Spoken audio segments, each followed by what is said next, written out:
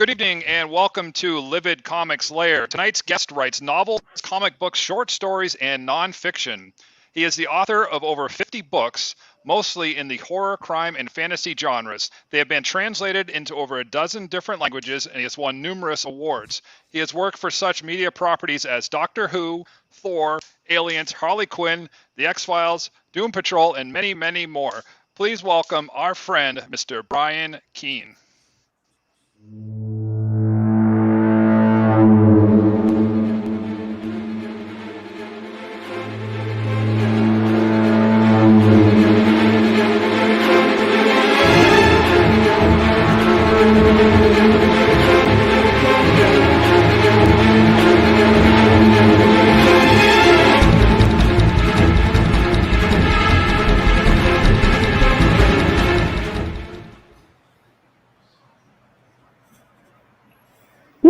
Boom, we alive. What's up, everybody?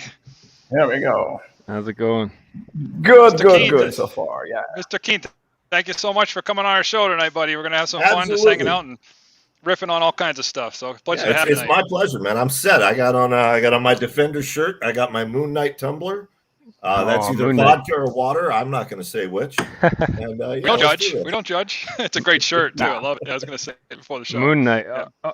It's too bad you're on the porch there, Joel. You could show him your painting of Moon Knight. Yeah, I did a oil painting of Moon Knight. Just it's fun. Yep. That was awesome. Yeah, I never read Moon Knight until the new one that just came out, and I regret it. You know, I love that character. So it's one of my favorites. I discovered him, of course, back in the 70s. Because I'm getting old. I'm a Bronze Age kid, and it was always. People always derided the character as, Marvel's ripoff of Batman and Bruce Wayne, but it's really not that at all. No. Yeah, I mean, it was set up to be that way, but it quickly developed into something far darker. I love the character. When in the right hands, he has all kinds of potential. Yeah. I'll have to go back and try to find some of the old stuff. So I was out of comics are what got me into reading as a kid, 7, 8 years old. I was reading comics, but then when I got into like middle school, high school, I actually shifted to novels. So I was out of reading comics for about 15, 20 years until we started talking about making them. I got back in, and it's the best thing that's ever happened to me. And my shelf is already getting full. My wife's like, "Oh man, like it hasn't even been a year yet." So, but yeah, we are very honored to have you on. As anyone that follows me on social media knows, I'm a huge fan. So we really appreciate it. So I'm glad to be here. Nice early birthday present for me. So my birthday's Friday. I was going to have you on my birthday, but I didn't dare to line it up in case my wife surprised me with any getaway thing, which after almost a decade of being married, it's a false hope. Well, see, if you had done it Friday, my youngest son would have had he's got weekly football games at the high school, and I'm not a football guy. I'm not really a sports guy, and I'm always looking for something to do while I'm sitting there in the stadium. Of course, I'm supporting him when he's out there on the field, but when he's not, I'm looking for shit to do. So we could have just live streamed right from my phone, and there you go. But happy early birthday. Thank you. So I have a lot to ask. I'll let these guys talk. Obviously, I don't want to hog the full time here myself and be selfish, but plenty for us to talk about tonight. So I think if you want to start with talking about the charity that we have going on here, the Scares for Cares. Scares That Care. Sorry. That was a big announcement yesterday you dropped. So I don't know if you want to tell anyone about that. Yeah, it's a charity I'm involved with. I've been on the board of directors for several years now. Basically, the charity itself is almost a decade old at this point. And every year, what we would do, it's composed of horror professionals and horror fans. And every year what we do is we raise money to fight real monsters like cancer, breast cancer, little kids with cancer, children or adults who've been horribly burned, things like that. Basically, we pick 3 beneficiaries each year and then we do a convention. Sometimes other fundraisers. We raise a minimum of $10,000 for each of those beneficiaries, and they can do whatever they want with that check. Sometimes they need it to pay the bills. Sometimes they need it to pay for further medical care, whatever they need. It has been going so well that we want to start helping more people. That's the thing. Once you start helping people, it becomes addictive. Yeah. Especially for a guy like me who, I'm not so sure about my ledger at the end of my life. How am I going to be viewed? So it gives me a chance to sort of make up for some of the shit in my past. So we want to start helping more people. So we're expanding. We're going to do a second convention next year. Now, normally our conventions are a mix of authors and actors and directors and special effects people. We're going to do a second one that is strictly authors. It's going to be focusing on the literary world. So we'll have comic book writers, we'll have novelists. If an actor has a book out they want to promote, of course they can show up as a guest, but it's going to be focused on the literary side of the genre. There used to be conventions like that, and they sort of fell by the wayside. And, we really think that there's an opportunity there for the community to come together and do something like that. If you're a fan, John, let's take you. You love horror fiction. If you could pay $30 and there's like 100 of your favorite horror writers, and you don't have to pay any extra to get them to sign your books. You already paid the $30 to get in. Yeah. It's worth it for a weekend, right? I live in New Hampshire. I would do it in a heartbeat still. I actually made the joke to Joel off air. I got to talk to my wife because it's going to be tempting, especially now that Yep. Well, as a fan, reading horror, but now getting involved in writing and doing more on that side of it. I would pay $100 for that. So exactly. We want to make it affordable, because obviously we don't want 100 writers to show up and there's nobody there to get the sign. So we want to make it affordable to the community. But we also, those writers have always been very supportive of our cause. So we want to make sure it's successful for them. And, at the end of the day, the 100% of the proceeds that we make, the charity makes, goes back to our beneficiaries. So it's, it really legitimately is for a good cause. Now, for anyone that can't make it, obviously, like I said, I'm in New Hampshire here.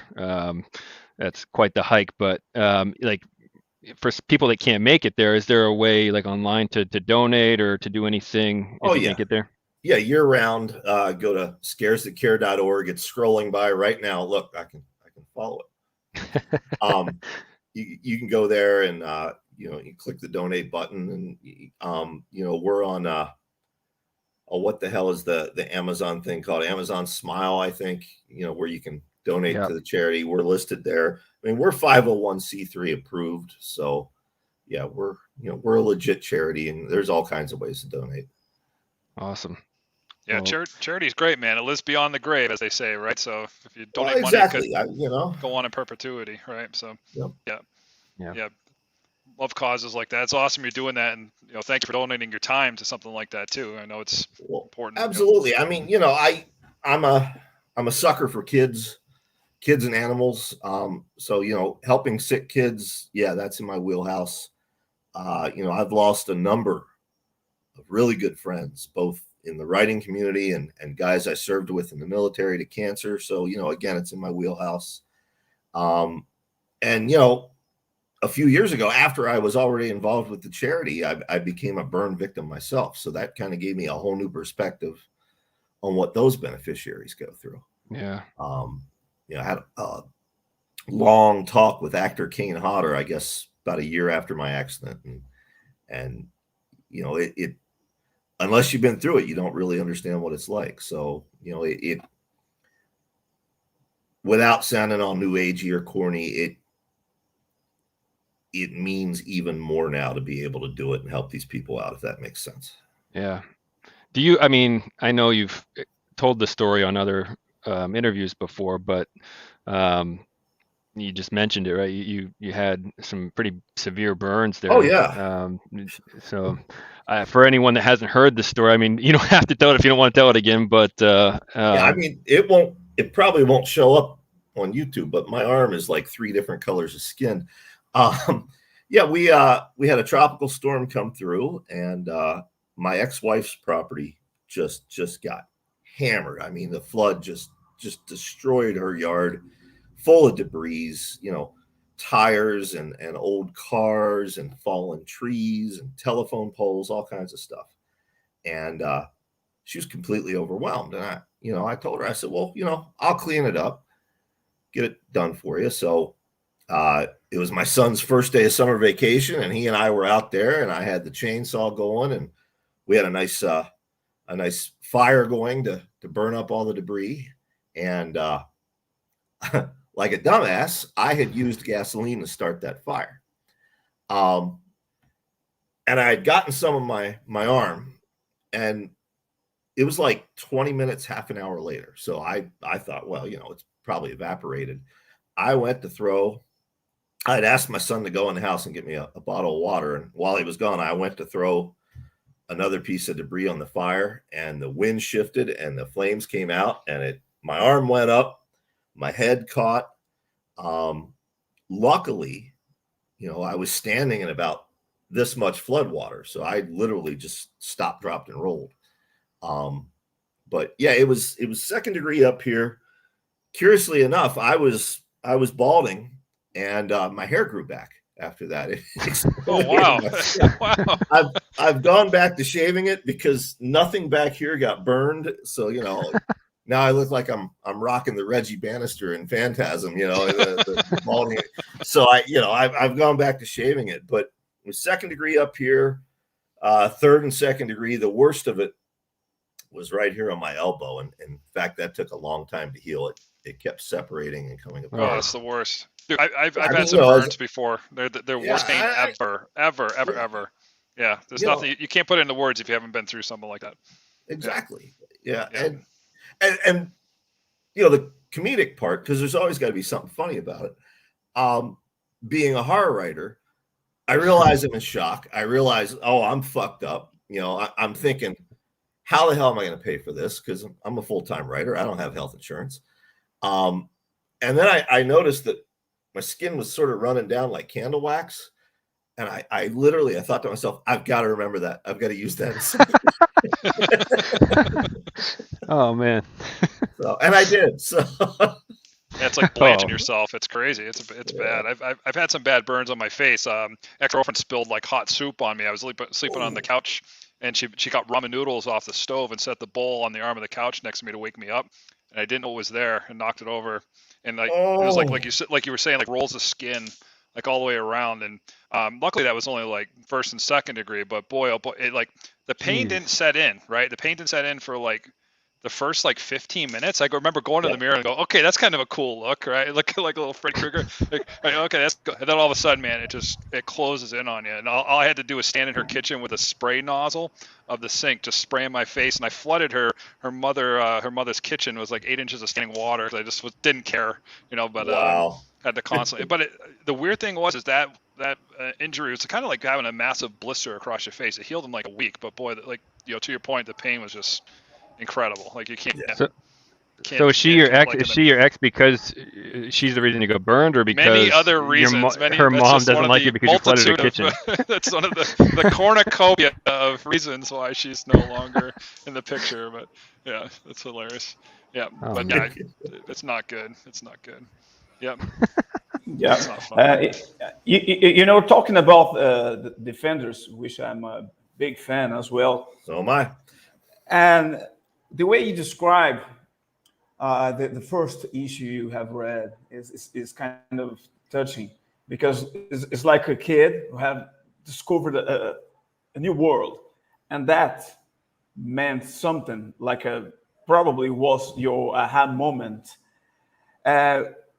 Can you remind that feeling and maybe translate that into words, and how and why did that? Oh, absolutely. Yeah, absolutely. the first thing that I vividly remember reading was The Defenders. I think it was issue 32. I think the year was 1976, and my father had driven down to the newsstand to buy himself some chewing tobacco and a hunting magazine, and I tagged along in his truck, and I saw these comic books. I didn't know what they were, but they looked so cool, and I picked up one with this red, white, and blue guy with a shield, and his partner who was dressed like some kind of bird, and the other one I picked up had this cool looking green guy and this wizard and this lady with a sword, and it was the Defenders and Captain America. And I brought them home and I read them, and I remember reading Jack Kirby's Captain America and the Falcon. It was a bicentennial issue, and I remember the art really caught my eye. It was so dynamic. It wasn't like Curious George or anything on Sesame Street, but the writing felt a bit dated, even to little 8-year-old me. But Defenders, written by Steve Gerber, it was topical. It didn't talk down to me. There were words that I didn't know and the story was such that it made me want to go get the dictionary and look these words up and learn what they meant. And I read it about 3 times that night. And on the 3rd time through, I saw the little credit box that said written by. And it clicked in my head. This is a job. This is something adults can do for a living. And right then and there, I knew what I wanted to do. And for years, I read comics, and then I graduated to prose novels. Stephen King, of course. F. Paul Wilson was another, early influence, huge influence on me. And I've been doing it ever since. It's funny. One of my dear friends, Cullen Bunn, of course, anybody who reads comics knows who Cullen is. Cullen wanted to be a novelist, and I wanted to be a comic book writer. And we switched. I'm a novelist who occasionally writes comic books, and he's a comic book writer who occasionally writes a novel. But yeah, you're right, Rogerio. It all comes back to the Defenders. If I had bought perhaps a packet of baseball cards, or if I had bought bubblegum and a candy bar instead of those comic books, I don't know what I'd be doing. I don't know if I would be on this path. Yeah, man, we always talk about that experience of going to the store. Like, that's gone now. Like, I have kids, they're 4, 6, and 8, and I want to go to the gas station and see comic books in the back, and baseball cards up by the checkout counter, and they're not there anymore. So one of the things that John and I are passionate about is trying to bring like indie titles into small stores. I live out in the country like that too, and I know a lot of these guys that own the store, and they're on board with it, man. So maybe we could start to try to bring back that experience with kids, because to your point, it's so influential to a young child like yourself. Well, when you're a young child, that it can really change somebody like that. And I remember doing that too. I'd scratch up all the change in the house and scoot across the street to pick up whatever book was there. So, it didn't matter, just that cool cover, right? And I just buy it. So and here I am doing this now. So again, It definitely influences the kids and gets people excited about reading and things too, is a big thing too. Probably you can only activate that feeling with the physical stuff. I don't see anybody touched by a file, for example. If you find a file on the internet, that doesn't mean shit. This is why I'm a big believer in real books, real comics. We have to touch it. It's like sex. Like, you can have it online, but it's not the same thing. Yeah. Good analogy, buddy. That's why you're here, Rogerio. I lament the loss of newsstand comics. Now I've got 2 sons. One is 30, one is 13. Both of them read comic books. Both of them get them from our local comic book store. But what I find interesting, particularly with my 13-year-old, he and a lot of his friends, they are as passionate about these characters and these stories as we were. But for them, it's a very different medium. It's the MCU films. Mm-hmm. And what I find, particularly with my 13-year-old, when I was a young man in the 70s and 80s, Peter Parker spoke to me. I identified with this character. As somebody who's 54, I don't identify with Peter Parker in modern Marvel right now. And that's not to slam Dan Slott or Nick Spencer or any of the other creators. It just, if you gave me a Peter Parker who was balding and had a pot belly and he gets this Miles Morales kid to take over for him and he sort of mentors him, I would read the shit out of that. But this same Peter, I just doesn't appeal to me. But for my 13-year-old, we see Captain America Civil War when they first bring Spidey in. I mean, he leaned forward in the theater, his eyes lit up, and he was hooked. The character transcended medium. It spoke to him the same way it did to me in the comics. And it's rare. It doesn't always happen, but when it does, it's still magic, Yeah. And from the digital platform too, like I prefer physical all day long. But where the digital has come into play huge is, like I said, I was out of comics for quite some time, and now I can catch up on some of these classics or even stuff that's come out over the last few years that I can't get a physical copy of. So like you just mentioned Cullen Bunn. So someone shared a cover for Parasomnia the other day on Twitter, and I was like, "What is this? I've never read this." So I just went on Comixology and I bought the entire series. I'm like, this is what I use the digital platform for, is catching up on stuff that I have no access to physically. So, and that's one thing that absolutely is better than it was in the 70s. I can't tell you how many months I would go to the newsstand and pick up comics, and I'd missed an issue in between, and I had no fucking idea what had happened. Now you just go on Comixology. Oh, this is what happened last month. Yeah. My son, I'm trying to get him into comics, and we went to a comic show here in New Hampshire, and he had me buy him random Spider-Man comics because the covers were cool, but they were like issue 5 or 6 of a big story arc, and I'm like, man, you're not gonna have any clue. And then I realized he doesn't care, he just likes the pictures right now anyways. But I'm sitting there reading the story, I'm like, I have no freaking clue where this started. But I actually told the story on this show before. The first comic book experience I recall outside of like getting classics at like yard sales and flea markets was getting lost in the grocery store, because we were going down the book aisle, magazine aisle, and I picked up X-Men. I wish I remembered the issue number because I would buy it just out of spite at this point. But I sat there and read the whole issue. Storm was on the cover. I sat there and I read it, and I looked up and my mom was gone, and I'm like, what the hell? I was probably like 9. And this was a big grocery store. This wasn't a mom and pop shop. And so I was panicking. I'm carrying the comic book around looking for my mom. I had to go to customer service and have them flag her down to the front of the store. And I still give her shit to this day because she didn't buy me the comic. She made me put it back. She was scared / pissed off at me, but I wish I could just buy it and be like, you see, all these years later, I was able to get my hands on it anyways. But she did that on purpose, John. She was trying to lose you at the store. That was her probably move. Right.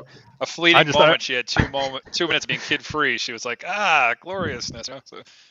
Well, I always used to look at like the magazines when we would go down that aisle, because for some reason I always got stuck going grocery shopping with her.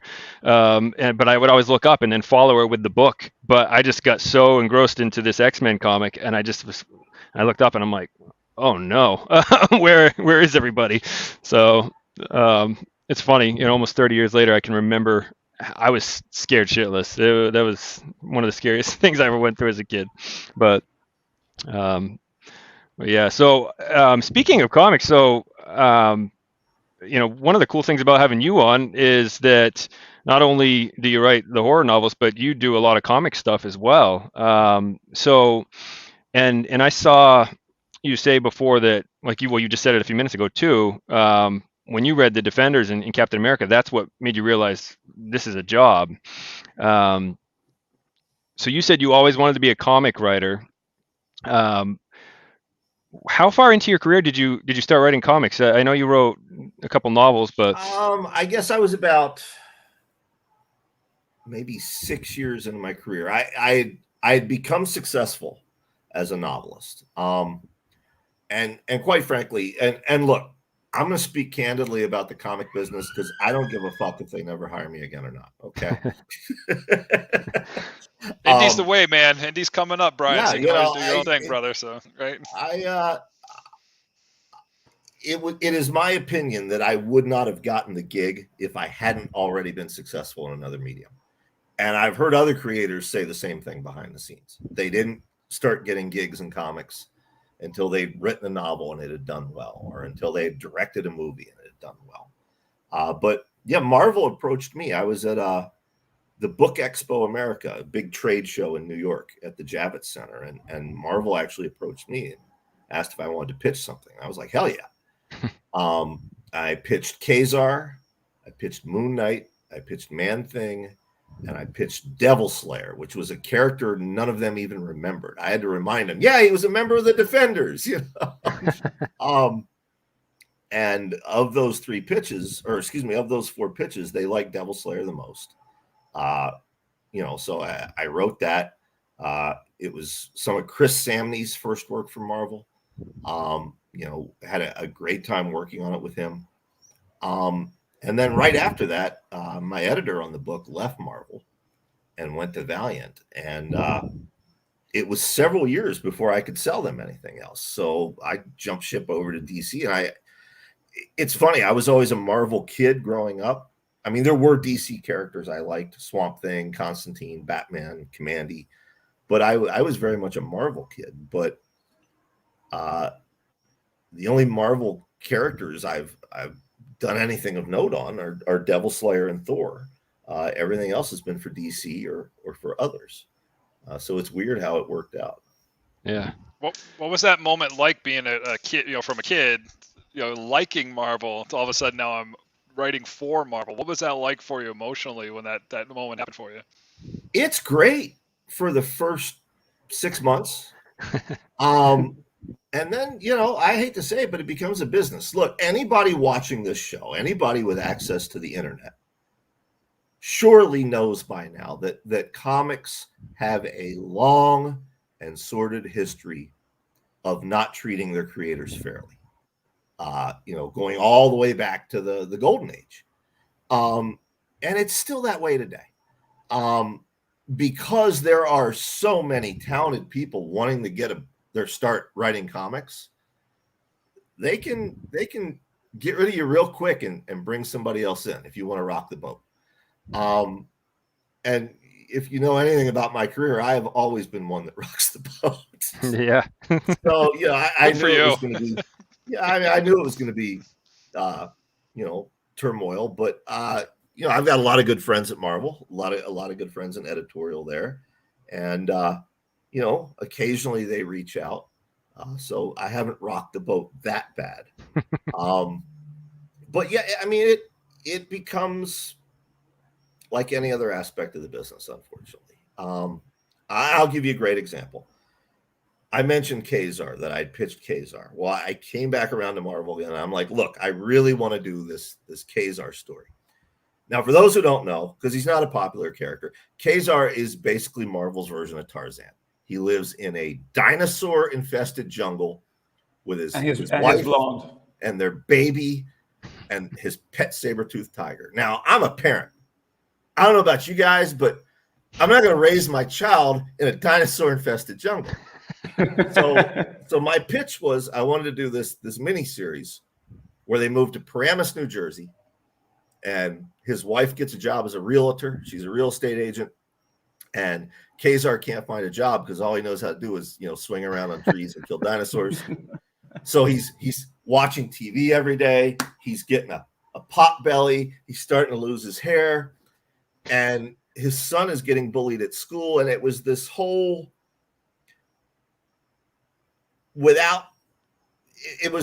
getting in touch with, you know, his self and his manhood, not the toxic masculinity of, you know, 80s action movies or shit, but like real life shit now. And there was also a subplot with his saber-toothed tiger and the French poodle that lived next door. And every person at Marvel I talked to loved this pitch, loved the idea, but I couldn't do it because Bram Brian Bendis wanted to use Kazar in Secret Invasion. And I said, okay, well, that's fair. He's a big name. It's great that he's going to use Kazar in Secret Invasion. Can't wait to see what he does. He uses Kazar for 2 panels. 2 panels, not even 2 pages. Yeah. So, when you run up against stuff like that, it's frustrating. And some of that magic of, oh my God, I'm writing comics wears off. And you're like, oh yeah, this is a fucking business, just like anything else, Well, so what about, so obviously you had the last zombie comic series. So like when you're doing your own thing, like, was that more like living a dream? I mean, obviously, I've, talking to multiple writers that have done both, it seems like there's this fine line where, I think a lot of, like, I've even seen Joe Hill in an interview say if he would do comics all day long, he likes the camaraderie, he likes collaborating with people, it's not as lonely, and he just likes the whole concept of it, but he challenges himself to write novels as well. I like both. They're very, and I love Joe. He's a good friend. And yeah, knowing Joe, I could see where he would feel that way. For me, I don't know that I could pick doing one or the other. I like the challenge of switching back and forth. With prose, it's a solo act.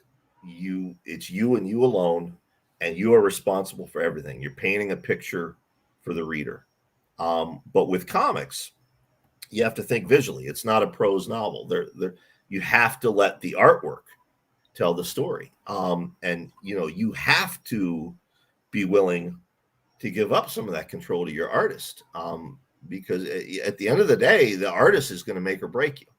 Yeah. I've been blessed to work with some great artists. Chris Samney, I mentioned, Joe White on The Last Zombie, Keith Giffen, who has been one of my idols since childhood. I've worked with Keith on a number of things, Masters of the Universe, Doom Patrol, a Justice League story we did. But yeah, with comics, you have to be willing to surrender some of that control. And it's not just you and your artist. The inker can make or break it, and editorial can make or break it. We're talking about Devil Slayer with Marvel. That comic came out when they had killed Captain America, and all of my cast were a bunch of American service members serving in Iraq. And I thought, boy, they ought to comment on the death of Captain America and what that means to them. Marvel wouldn't let me do it, not even for a panel. It's frustrating, but changes everything I want to do with that issue. But at the end of the day, they're the people who own these toys, and you have to abide. Another example, Thor Metal Gods. I wrote a scene in this space bar, and they said, all right, you can put a couple other cosmic characters in the space bar if you want. So I'm like, all right, I want Howard the Duck. I want Pip the Troll, who no one remembers from the old Captain Marvel comics. And I want Rom the Space Knight. They're like, well, we don't own Rom. You can't use Rom. And we figured out, technically, they own Rom's armor. They just can't call him Rom. No way. So if you read Metal Gods, there's the Rom armor, and Thor's like, I know you, and the person decides, no, you don't. I killed the guy that wore this. That's all nod. There's all those kind of things that if you're trying to tell a creative, organic story, and you're bumping up against who owns the rights to the character, or can you do this with the character, it can be frustrating. But the way I have found to get over that is I always tell myself, Marvel and DC and others that I've worked on, like Aliens or X-Files, they're the rich kids in the neighborhood whose parents can afford all the toys and all the action figures. And they invite you over, and they have you play with the toys all day, put on a show for them. And they pay you very good money for doing that. But at the end of the day, you have to put the toys back in the toy box just the way they were. You can't break them. You can't change them. And you had fun and you got paid, but that's it. They're not your toys. Yeah. And if you look at it that way, Whereas I know this is like the long-windedest answer ever, but getting back to The Last Zombie, I control everything. I own the rights. Joe and I own the rights together because he designed the characters. He did all the art. It's only right that we split it 50-50. But yeah, if we sell that to TV, for example, and actually we're in the process of trying to do that right now, that's not somebody else's characters. It's ours. So we get to say, here's what you can do with those toys, and here's what you can't do. Right. So you're not going to get paid $5,000 from Marvel, even if they have a massive movie come out with your storyline. I mean, no, probably not. I guess my version of Devil Slayer was a legacy character, like not Barry Allen, but Wally West. It was that sort of thing. I guess if they used my version, maybe I'd get some money. Oh, I was making more of a joke. I was making more of a joke that there was a big controversy a couple weeks ago how, these big Marvel movie storylines, the people that actually created the story arc in the comic industry only got paid like $5,000 from Marvel. So it's just wild to think a movie that makes billions of dollars in the creator. I know a lot of those guys, and I'm not going to out them. I'm not going to talk out of school. But yeah, a lot of people get forgotten, and I'm not always sure it's malicious or intentional. I think sometimes they just forget. There's so many storylines over the years. Yeah. And, whoever's keeping track of that at Marvel now is maybe in their 20s, maybe in their 30s. And that's not making fun of their age. That's just stating they don't have almost 100 years of knowledge on this stuff, So yeah, I think creators get forgotten, and it's unfortunate. Yeah. We have a request. Somebody wants to see our shirts, Brian. I don't know. Do you want to show off your shirt? Let you go for here. I'll warn you, I'm not wearing pants. I'm wearing shorts. Yeah. There you go. That's awesome. You haven't seen Rogerio stand up yet. At least you have shorts on. I'll show him mine. Yeah, I got one. Yeah. Nice. White snake. Nice. That's awesome. There you go. White snake. Tales from the Crypt. Right? Trying to get in camera. Crypt Keeper. This is Fight Rags. That's a great site, guys. If you like horror t-shirts, Fight Rags making some really cool stuff. I don't know how they got the rights to all these things. I'm like, oh my god! I'm definitely gonna pick up some of the Back to the Future shirts. They have the one where he's dressed in the radiation suit and he's playing the cassette tape to George McFly while he's in bed. And it looks like a pulp cover, and I love that era, that 50, obviously like golden age 50s pulp. That kind of stuff. So yeah, they got some good stuff, man. We got our ad is inspired by that stuff, right? On our comic book. Yeah, I got my Thing shirt on, so there you go. It's my favorite movie. Oh, mine too. Actually, I just found out, my buddy texted me today that the 4K version just came out. I'm like, you got to be shitting me. I just bought the Blu-ray like a month ago because I only had the DVD. So they waited for you to buy that, John. That was part of their marketing move. They knew you're. Yeah. My wife doesn't understand. See, the thing is like my wife could be happy with a tube TV. I'm like, no, look at this. And she's like when I see the panel of grass, I'm like, this is incredible.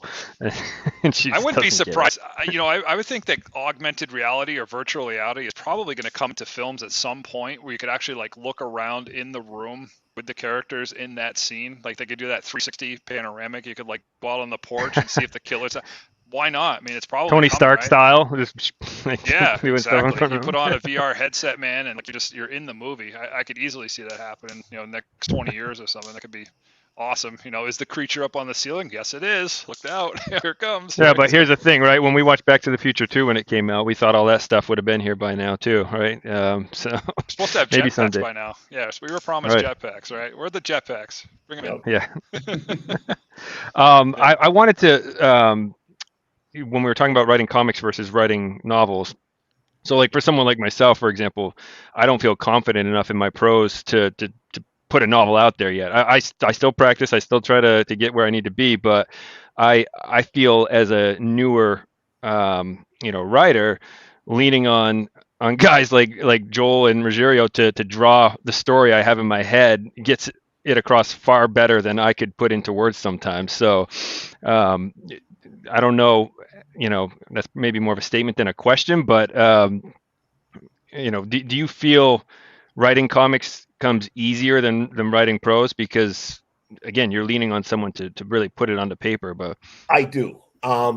Normally, with a comic, like a single issue, 22 pages, I can write the first draft of the script in about 2 days. A novel, I can write the first draft. If I'm really focused on it, I can write that first draft in 4 to 6 months. And I will get paid about the same amount for that those 22 pages that I wrote in 2 days versus, those 360 pages that it took me 6 months. I'll initially upfront, I'll get paid about the same amount. So for me, it all comes down to the story. The Last Zombie, for example, that's not something I could have done as a prose novel. It's set after the zombie apocalypse. It's a story about America and humanity trying to rebuild. It's post-apocalyptic. And to do that as a novel, the fucking thing would have been this thick, it would have been like a 5 phone books strapped together. So it would only work as a comic. Whereas you take something a shorter novel like The Complex, one of my more popular novels, it would work as a comic book. But I think what makes that novel effective and what makes a lot of horror effective is that you really care about the characters. You have empathy for these characters. And that's much easier to build in prose than it is in comics. Mm-hmm. In comics, you have a finite amount of space to tell your story. In prose, you can be George R.R. Martin and spend 4 pages describing what they had to eat for fucking dinner if you want. If it affects the story. Yeah, no, that's a good point you make there. I mean, with so Yule is our first comic that we put out, issue 1. And I actually started trying to write it as a novel before Joel and I ever came up with the idea of Livid Comics. And when he came to me about writing a comic, I was like, actually, this would make so much more sense as a comic book.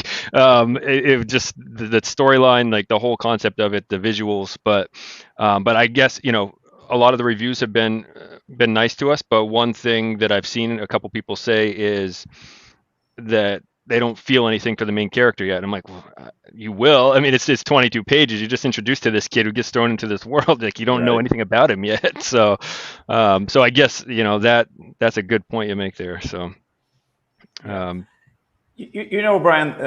as a creator, I never understood the concept of pay to get scared, which is the whole thing about the horror industry. But I do understand that we love the relief that comes after it. And why did you choose specifically? I don't believe in labeling your work only as horror. There are cross genres over there.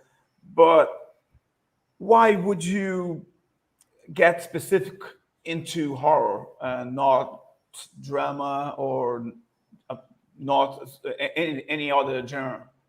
Do you think that is this is most commercially viable, or maybe you just have another different? That's a great question. Take on that.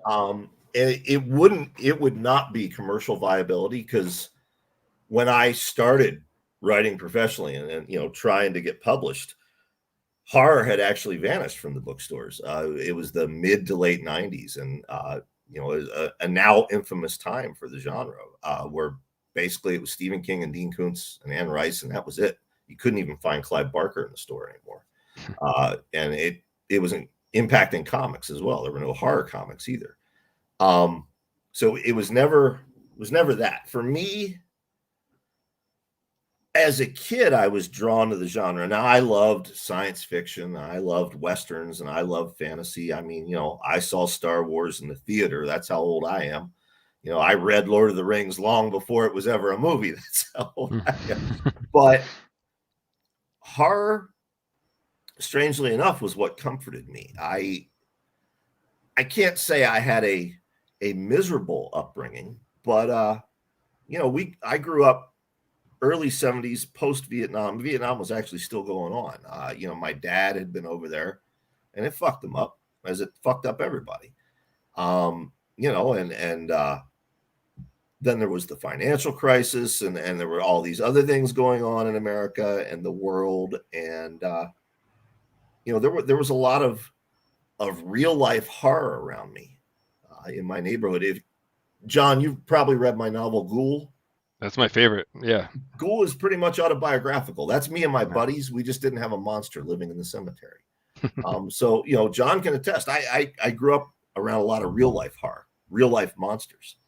And for me, I always found comfort in the vampire or the werewolf or the zombie, because they were monsters I could deal with. I couldn't deal with a friend's abusive parent, or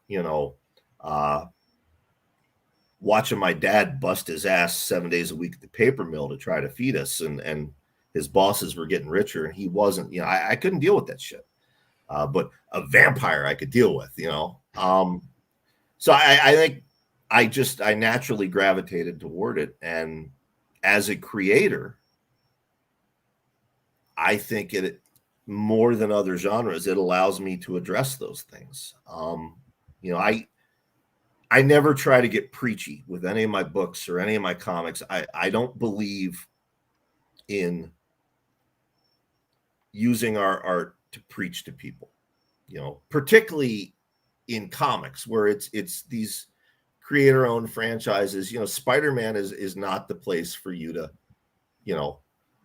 do that. But I do want people to think, and I want them to question what's going on around them, and I want to evoke empathy in human beings. I really think that we as a race, as a species, we're losing our empathy more and more every year. So if I can do that with what I'm writing, if I can, my new novel With Teeth, for example, a lot of people in reviews, there's a character in there who he's a Trumper. And he's so poor that he can't even afford a MAGA hat. So he has to get a red hat and make his own. He writes it with magic marker. And, there's a certain element of my audience who were prepared to instantly hate this character. And by the end of the book, they end up sympathetic with him and they understand him. And they're very sad with what happens to him. Spoiler alert. If I can do that, if I can get people to look at each other as human beings, I've done my job. And I find horror is the best place to do that for me personally. You know what I mean? Yeah. All of us, we're all very different individuals, but all of us know fear. All of us know what it's like to be scared. And, if you put us all in a room together and the zombies are attacking, suddenly we are all equal and we are all even, Yeah. We say we need more marauders raiding villages in a modern society. People are getting too comfortable and, complacent with things, right? We need some external threat like that we could all rally behind and go after, kind of thing, right? Well, I thought we had it with COVID, but apparently not. That's the virus. No. Yeah, it's a mess. Who knows how that story's going to end, right? That's going to be interesting. Yeah. I wanted to, so I just held it up when you were talking, but this With Teeth is probably, and I don't know if you've had a lot of people telling you this, but definitely one of my top 3 books by you. When I finished that, I was like, oh man, I need more of this. And I saw on another interview where you were like, I like it when my fans tell me, what characters or what books they like the most and what they want to see more of. That whole universe right there. I mean, that I don't know if you're getting the same comments from other people, but I am. I am enough that I've started thinking, okay, well, I better come up with another vampire. I mean, it took me 25 years to write a vampire novel. Yeah. And a lot of that was just me waiting for an idea. So hopefully it won't take that long for a second idea to strike. That's a good question. Well, so obviously, I don't think I'm giving anything away. I mean, I think it's on the back of the book. Well,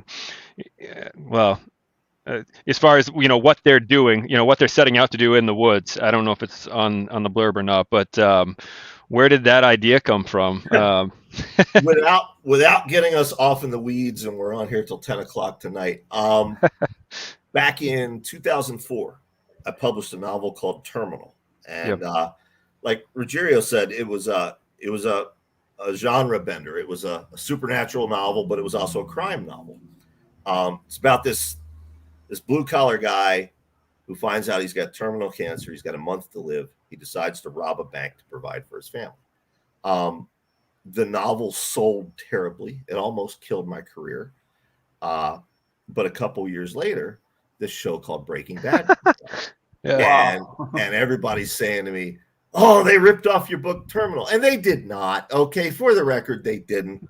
It's the same premise, but they're very different. But as Breaking Bad was coming out, and I hadn't seen it yet, but I had this novel in my head about this character who needs to send his daughter to college, and he's a blue collar guy and he can't afford it, and he decides he's going to cook meth in this hollow where his grandfather used to cook moonshine. That's real life. My grandfather was a moonshiner. He's in the history books. He's a pretty infamous moonshiner during Prohibition. And he had a hollow where he used to make his moonshine. And so I had this idea percolating. Well, then I sit down, I watch the first episode of Breaking Bad. I'm like, well, fuck, I can't write with teeth now. Yeah. So I waited years and years and years till I thought of ways to make it different enough from Breaking Bad that people weren't going to say, "Oh, he ripped them off." Yeah. And then I sat down and wrote it. That's cool. Yeah, I remember I heard you speaking about this kind of idea that's in the air. Maybe you're a believer of the Akashic records. It's there, it is available, and many people they are ready to tap in. From different parts of the world. Something similar to that happened when you were writing about zombies, and there were 4 big hitters there doing absolutely. And I'm not a hugely metaphysical guy. I've actually written about my beliefs. If anybody wants to know what I believe, it's a slim book called The Triangle of Belief. But I absolutely think Alan Moore is correct when he talks about idea space, which is this realm that creatives can tap into. And you bring up a great point with the zombies. My very first novel, The Rising, I wrote it at a time when there hadn't been a zombie movie or a zombie novel or a zombie comic book in like 10 years. And it came out and it immediately hit the bestseller list. And around the same time, this movie called 28 Days Later comes out. And this first issue of this comic book called The Walking Dead came out. And they were within a couple months of each other. Now, I didn't know Danny Boyle or Robert Kirkman at the time. They didn't know me. We did this separately of each other. But it goes beyond that. If you look at the movie and the comic and the novel, every one of them has a woman of color as a prominent protagonist. Every one of them has a plot dynamic about a parent and a child. Every one of them has elements of society going bad, elements of society that were in power going bad. In the case of the film and my novel, it's the military. In the case of the comic, it's law enforcement. So how did we all tap into that? I think there's something to that, and I've seen it happen many times since. The funniest is my novel, A Gathering of Crows, and Stephen King's novel, Under the Dome. They both open with this invisible barrier cutting off a town. In Steve's case, an airplane hits the barrier. In my case, a car full of drunken teenagers hits the barrier. We wrote those separately from each other, submitted them to our publishers at the same time. They come out. Before they come out, the Simpsons movie comes out. Same fucking plot.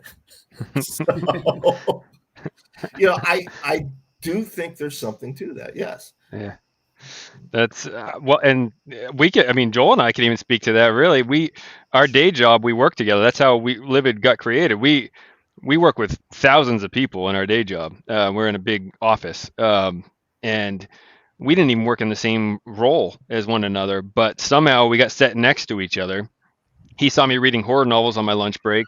His his artwork was hanging up around the office, and we just hit it off talking about art and books, whatever. And then COVID hit, and we were working from home, and we were like, he's like, hey, you want to work on a comic? So like we think the stars aligned. We had this. I mean, that's not quite the same thing as like zombie, or like the dome situation, but just like being. Is that pure coincidence? It's wild. So. Oh, I believe that too. I think the universe puts us together with certain people when we're supposed to be put together with them. Sometimes for good, definitely. Sometimes for bad. Yeah. But I do believe that to some extent. How Brian, how would you wrap if you were writing the end of the television version of The Walking Dead? What's a cool way to end that? Because that's always a thing. Like, how do they end this without seeming hokey? How would Brian Keene wrap that show? I would say I ended it with the last zombie. Oh, there you go. Yeah, right. Honestly, maybe you could step in and wrap it for him. That'd be cool. I mean, here's the thing, and I mean, no offense to anybody working on The Walking Dead. No. Greg Nicotero, always supportive of me, especially when I was just starting out. He's a great guy, but I quit watching the show because it became too soap opera-y for me. Mm-hmm. If I want a good soap opera, I'll go watch Days of Our Lives. Yeah, the zombies are like a secondary threat at this point. Like, they just killed 30 of them like nothing. Yeah, I guess for me to end The Walking Dead, eventually the walkers are all going to rot away. And you would think once that happens, the virus might, or whatever's reanimating them might die off too. So for me, it would be how do we rebuild, and can we make a better society than what we had before? Yeah, I stopped watching like 3 or 4 seasons ago. I was hooked on that show at the beginning, but yeah, that seems like the only way they really could go to end it, to be honest. I don't know. I mean, I've heard the last 2 seasons are actually really, really good, but I just don't know where they're headed with it. But I wanted to tell a story about part of what got me into wanting to write. I've mentioned it before on social media.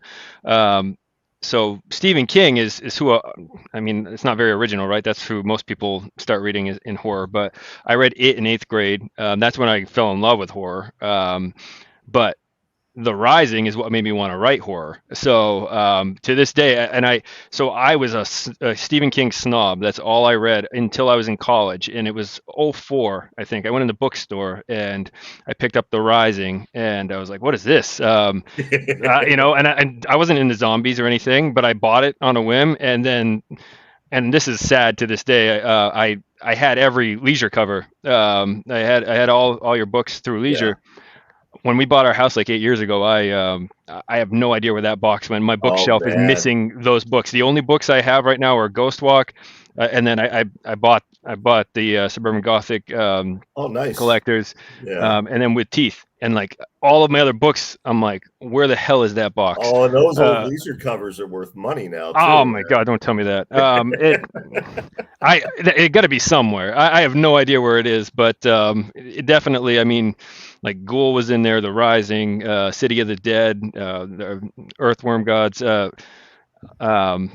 I just wanted to point that out, that's what got me into wanting to write. I read your backstory when I was, in college, and, Stephen King to me was this god that I'm like, I can never do that. And like you came from a blue collar family, like and you've talked about this before, like you chased your dream, you were working day jobs, and I'm like, man, like it can be done, and that's what made me want to write. And then I loved the books. So, well, I appreciate I always tell people I flunked 11th grade English and had to go to summer school. If I can make it as a writer, anybody can. That's usually the way, man. There's always some teacher that tells you you can't, or puts you down. And those are the guys that always like excel. I remember our guidance counselors like, you guys are never going to amount to anything, because we were all like the punk rock, skateboard, metal kids, and everyone ended up being very successful. I think it's those people telling you no and that you can't and that you're a loser kind of inspires you to prove them wrong at the end of the day. So yeah, that can work both ways. Yeah. Both ways. Maybe they did that on purpose. I was put off when I was a kid, I stopped for 20 years without drawing anything because I just didn't have the energy to keep going. For me, it was people telling me, "Oh, you can't do it." I said, "Okay, they had probably rights, because they are more intelligent than I am." But yeah, some kids can use that as a way to get stronger. But sometimes that tactics just don't work to me, to some people. Yeah. I mean, I guess I can see that, because I wanted to go to school for writing or for art, and I got told by a million people that that's not smart logically. So I went for business management, and like I have a decent day job, but my passion has never left me. So, but when you were doing your day job, so obviously everyone knows Rising was your first big hit. You hear a lot of authors talk about getting rejected all the time, leading up to the first published novel. How much did you write? How often, how many rejections? Like, what did you go through before the Rising became a thing? I started seriously trying my senior year in high school. I got 60 days of in-school detention. These days they would have just expelled me, but back then they gave me in-school detention. So I would show up to school with all my friends, and when the bell rang, I had to go sit by myself all day. And I would get my homework done in like the first 2 hours. I'd be bored the rest of the fucking day. So I had a copy of this horror anthology, Dark Forces, and it had Stephen King's The Mist in it, my favorite novella of all time. And I sat there and I rewrote The Mist by hand, like word for word, just to get a feel of what it was like to write that story. Wow. And when I was done, I wrote a really terrible pastiche of The Mist. I called it Satan's Fog, and I still have it. No one will ever see it. Oh man! But I immediately started trying to sell short stories. They were all terrible, but I kept at it. I kept at it through the Navy. I kept at it when I worked at the foundry. I would work at the foundry all day, and I'd come home and I'd type for a couple hours. When I was driving truck, I did it. Every job I had, telemarketer, I'd come home, I'd write. And I didn't start getting things accepted until I was 29, 30 years old. I didn't sell The Rising until I think I was 32. So that's over a decade of rejection. And you have to be able to deal with rejection if you want to make it, be it comics, be it writing, be it filmmaking, any creative endeavor. But there are little things you can look for. You may start by just getting a form rejection or no response at all. But then one day you may find that the editor is telling you why they're rejecting the story. Or they're saying, we're saying no to this, but please send us another. When you start to see those little signs, you're getting better. You're getting close. And then, eventually it happens. For me, I'd sold a couple short stories, a couple articles, and I met Richard Lehman. Now, you said Stephen King made you a horror fan. I made you want to be a writer. For me, it was Stephen King and Dick Lehman. Same dichotomy. And I met Lehman, and he invited me to this party. We were at a convention, and I just wanted to get some books signed. And he's like, "Oh, you want to be a writer? Come to this party."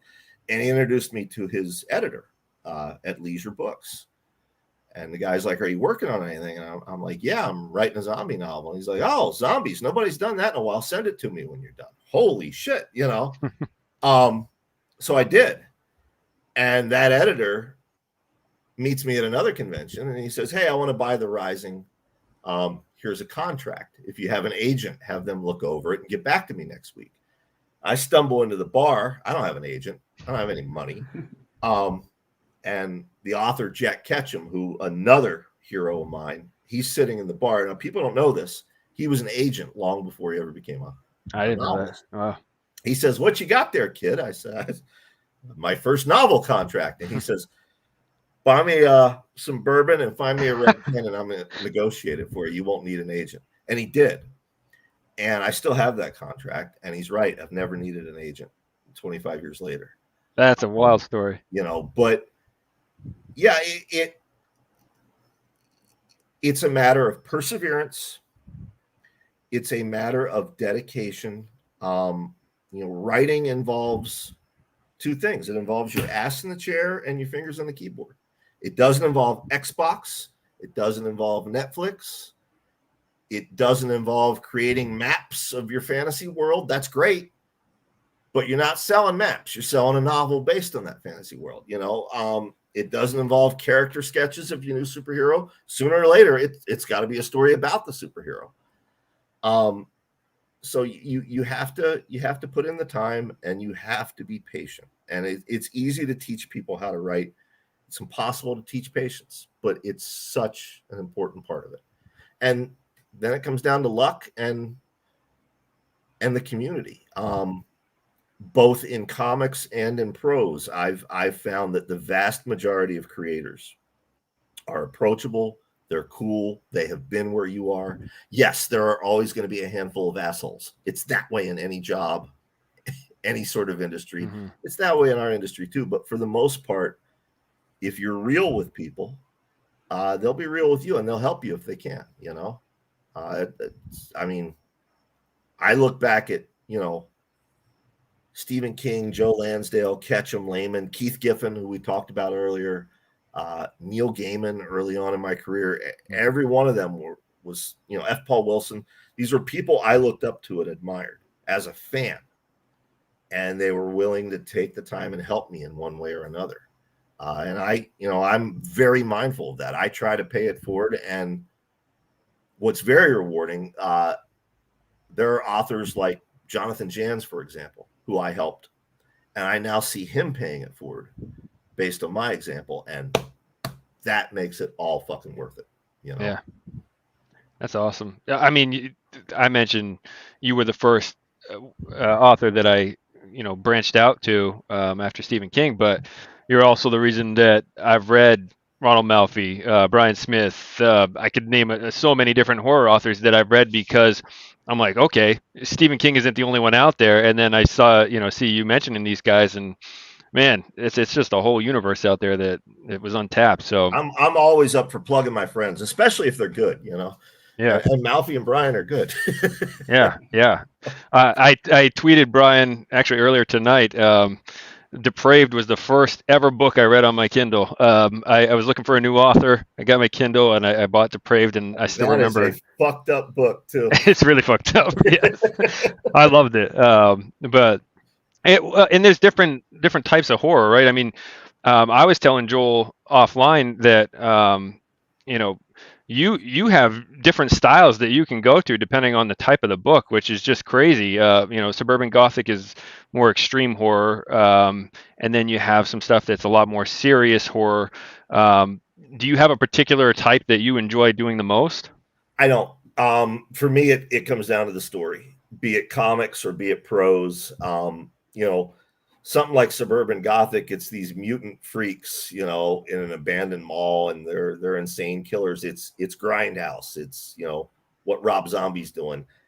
That's not going to be as effective if it's this quiet, right? You know what I mean? Versus you take my book Alone. It's one character who literally wakes up one morning and finds out he's the last person in the world. Everyone else has vanished. That would not work as a gory, extreme, over-the-top tale. It has to be very quiet and muted to suit the story. So yeah, for me, it's just, it all depends on what I'm in the mood for. Sometimes it's also an outgrowth of what's going on inside of me. I mentioned The Complex early at the start of the interview. It's one of my more violent novels. According to the critics, it's one of my more popular novels. It's certainly up there with The Rising, as far as people enjoying it. And The Complex for me was just me dealing with grief. In a span of a couple of years, I'd lost two of my best friends in this business, Tom Piccirilli, JF Gonzalez. And, we said before, I'm not a touchy-feely guy.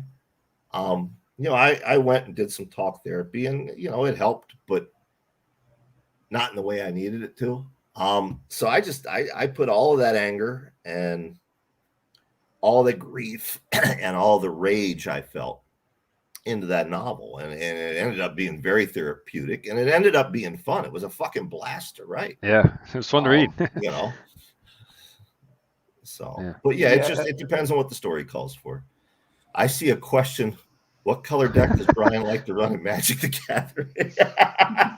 I'm old school. I've been playing since the very first edition. I guess predominantly the color I probably use the most is red, because I have a couple really evil land destruction decks and burn decks. My favorite thing to play is Eldrazi, and I'm not allowed to play it here in the home. I'm not allowed to play it at my local comic shop. I'm not allowed to play it anywhere. but yeah, probably red. But I play a little bit of everything. Yeah. Right answer, apparently. Yeah, Basement Comics agrees with the red.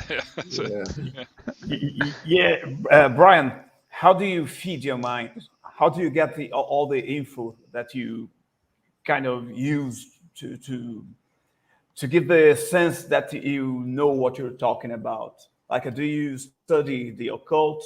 Do you research on, like parallel universes and conspirational theories? What's the source?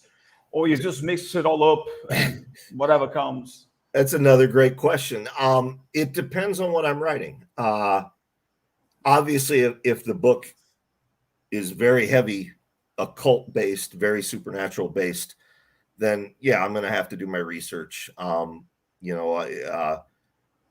got a bookshelf in there with stuff like the uncut version of the Golden Bough and the Dictionary of Deities and Demons and Demigods and, various Aleister Crowley volumes, stuff like that.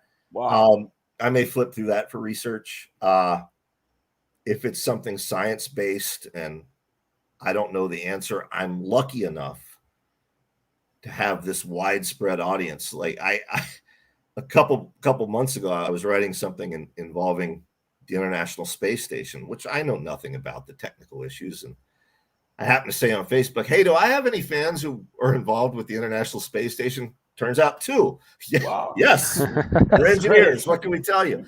So, I do a lot of that, but mostly, no matter what the story is, I try to break it down to the human level. We all have things we share. We all know what it's like to have our hearts broken, or to have that first kiss, or to hold a puppy dog, and how it smells. Everybody in the world knows these things. And regardless of the plot, if you boil the story down to your characters and those similarities that we all share, it's very easy to write. You don't have to research it. You can speak from within, and the person reading the book, they feel it too. Yeah, I imagine. As an author, I think it's really hard to build the story, from head to toe, and to have it all the concepts, tied up together.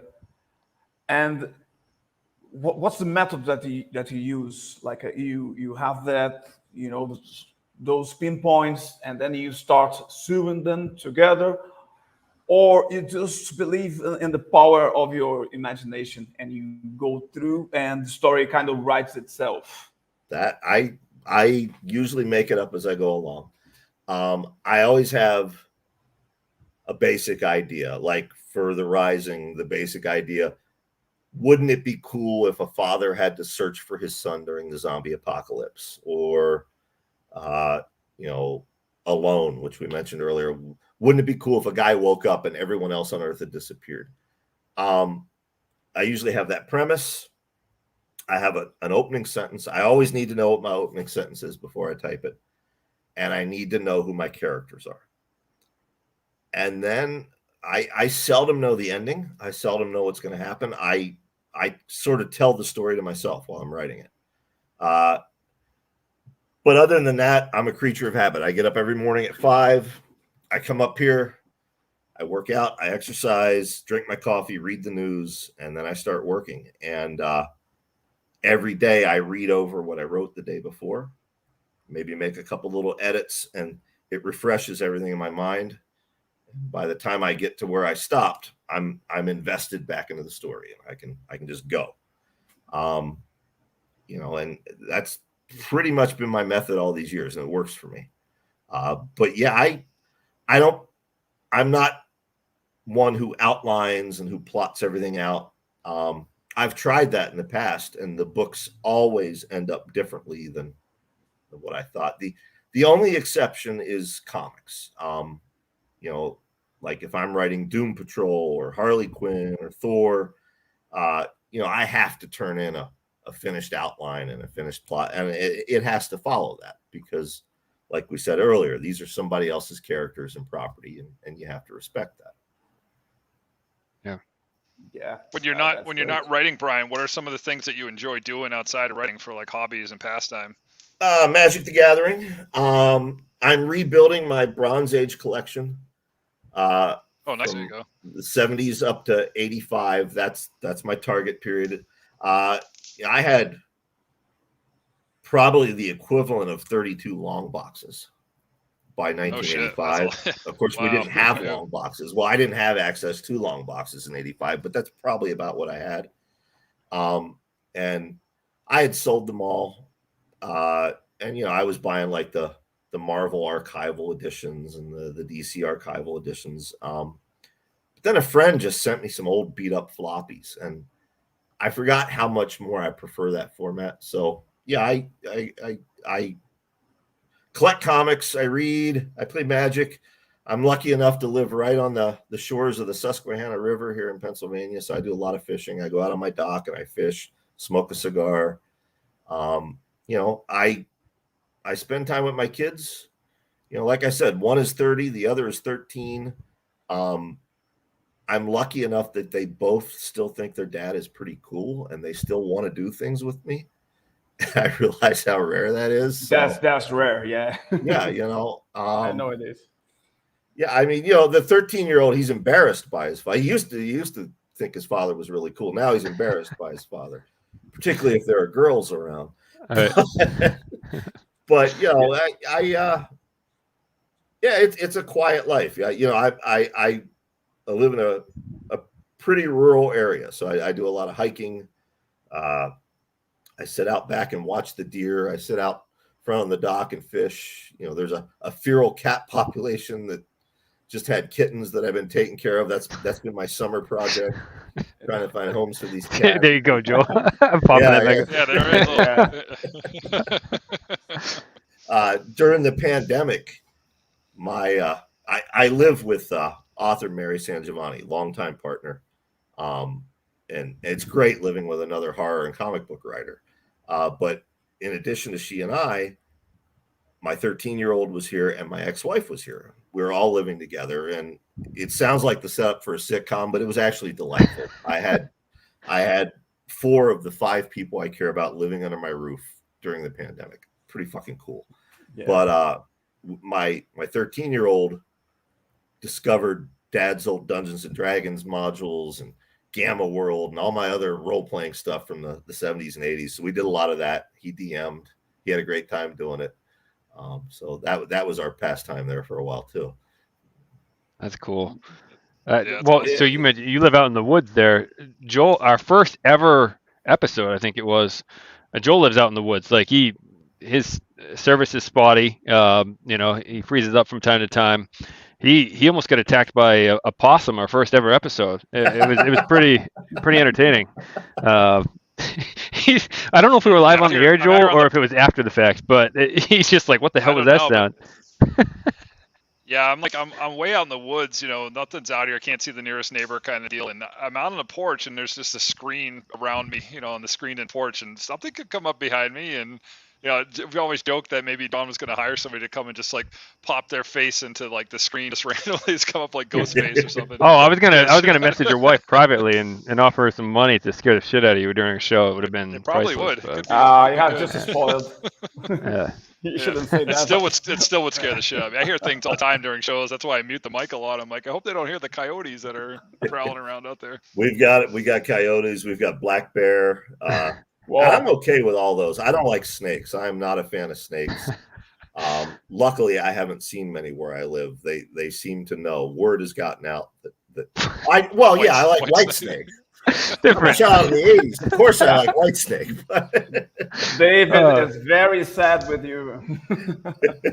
Oh man, I wasn't a snake. I wasn't necessarily my best friend, straight up phobia of snakes, but I just didn't. I would never grab one, but I didn't. If I saw one, slithering by, I would be like, ugh. But my son, he doesn't care. I'm like, buddy, they're gonna bite you. He's 7.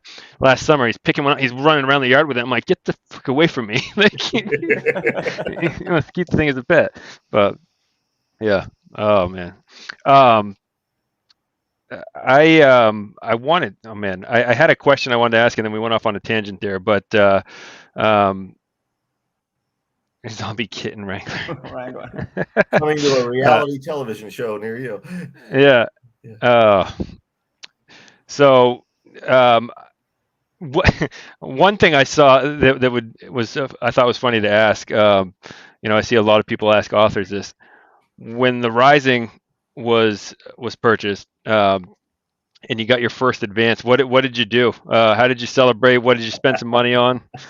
The first advance was $2,500, and I was still working a day job, so I'm not gonna lie, that $2,500 came in handy. My wife at the time, we went to Red Lobster, and treated ourselves to Red Lobster, and I told her, I said, now we're gonna invest the rest of this. We're gonna do something we've never done. We're gonna buy stocks. Yeah.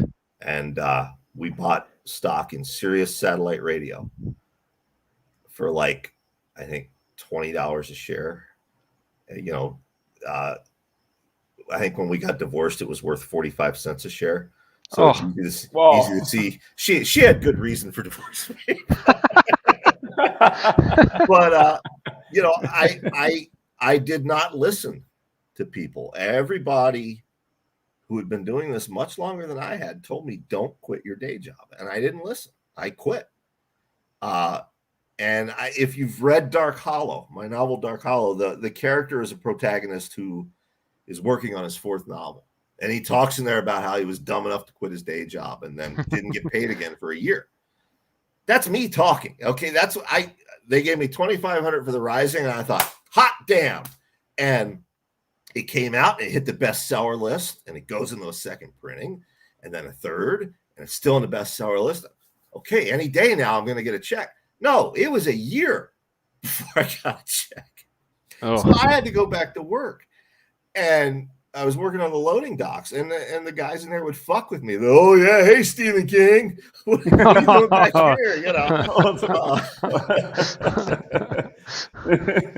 Oh man. But yeah, when I guess it was when my 4th novel came out. That was when I quit and went full time and stayed full time. And I live in rural Pennsylvania where it's, I make a decent blue collar middle class income off of what I make as a writer, and Mary and I combined. If we lived in New York City or Los Angeles, no, we'd be living in some shitbox apartment. But we live in rural Pennsylvania, and we can do pretty well here on what we make. But as I always caution people, if you do that, and if you're in a situation like Mary and I, where both of us are freelance writers, there is no 401k. There's no health insurance. You really have to be smart with your money and savings. we talked earlier about my accident.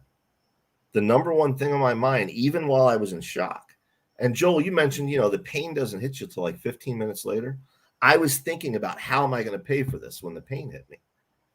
Now, luckily, the genre come together. They started a GoFundMe, and privately, like Keith Giffen reached out. He actually called me in the burn ward. He was the only person that could get through to me in the burn ward because they have that shit locked down. But he managed to get through on the phone. He's like, "What the fuck? You're in the hospital, and I'm just now hearing about it." I'm like, "Hey," he's like, "How much do you need?" And I'm like, "It's fine, man. I'll be fine. I'll figure it out."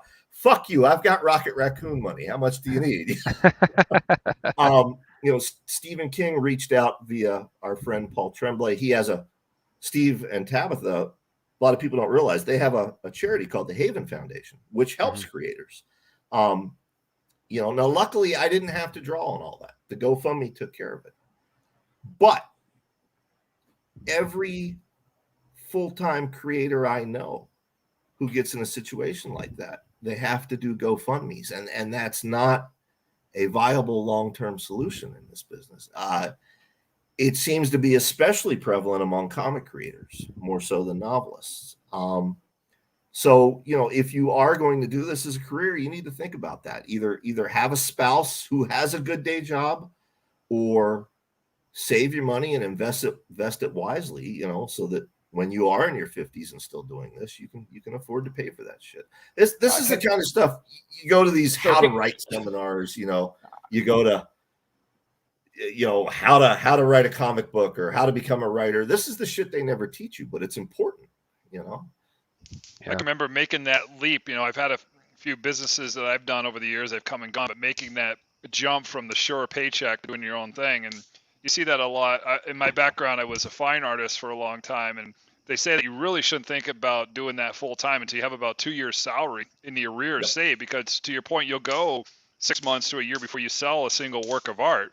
And when you sell it, it's awesome. It's a great payday. But, that 6 months, man, you might start compromising your art too. You're like, well, oh, fuck it. I'll start painting kittens because everybody loves kittens. And you're like, well, I don't really paint kittens, but they sell. And then somebody might come to you and you have a relationship with a gallery and your painting's $8,000 there. And they might say, hey, I'll give you $5,000 for it. And you haven't sold anything in that period of time. Do you break that relationship? And you got to maintain that integrity and tell them no. And it's such a hard position to be in. So yeah, to your point, it's good to save and have that set up for when you're ready to make that jump. But I remember driving home. I was in the automotive industry. I was looking at my first shop. I was going to go rent a shop, and like, man, oh man, do I do that? I can still remember that drive, like white knuckle, just making that it's a fear, it's an anxiety. It's an interesting moment in your life when you make that jump. Really I think the key, and I have found this to be true, the key is if you can be prolific, if you're the type of creator who can create fast, that helps. I've got 50 some books in print, plus a ton of comics, plus a couple movies. So every month now, I'm seeing a check from something. Some months they're fantastic checks. Some months the checks are tight, but every month I'm getting a regular income. But yeah, early on, to your point, there 6 months would go by, a year would go by with no check, and that's incredibly fucked up.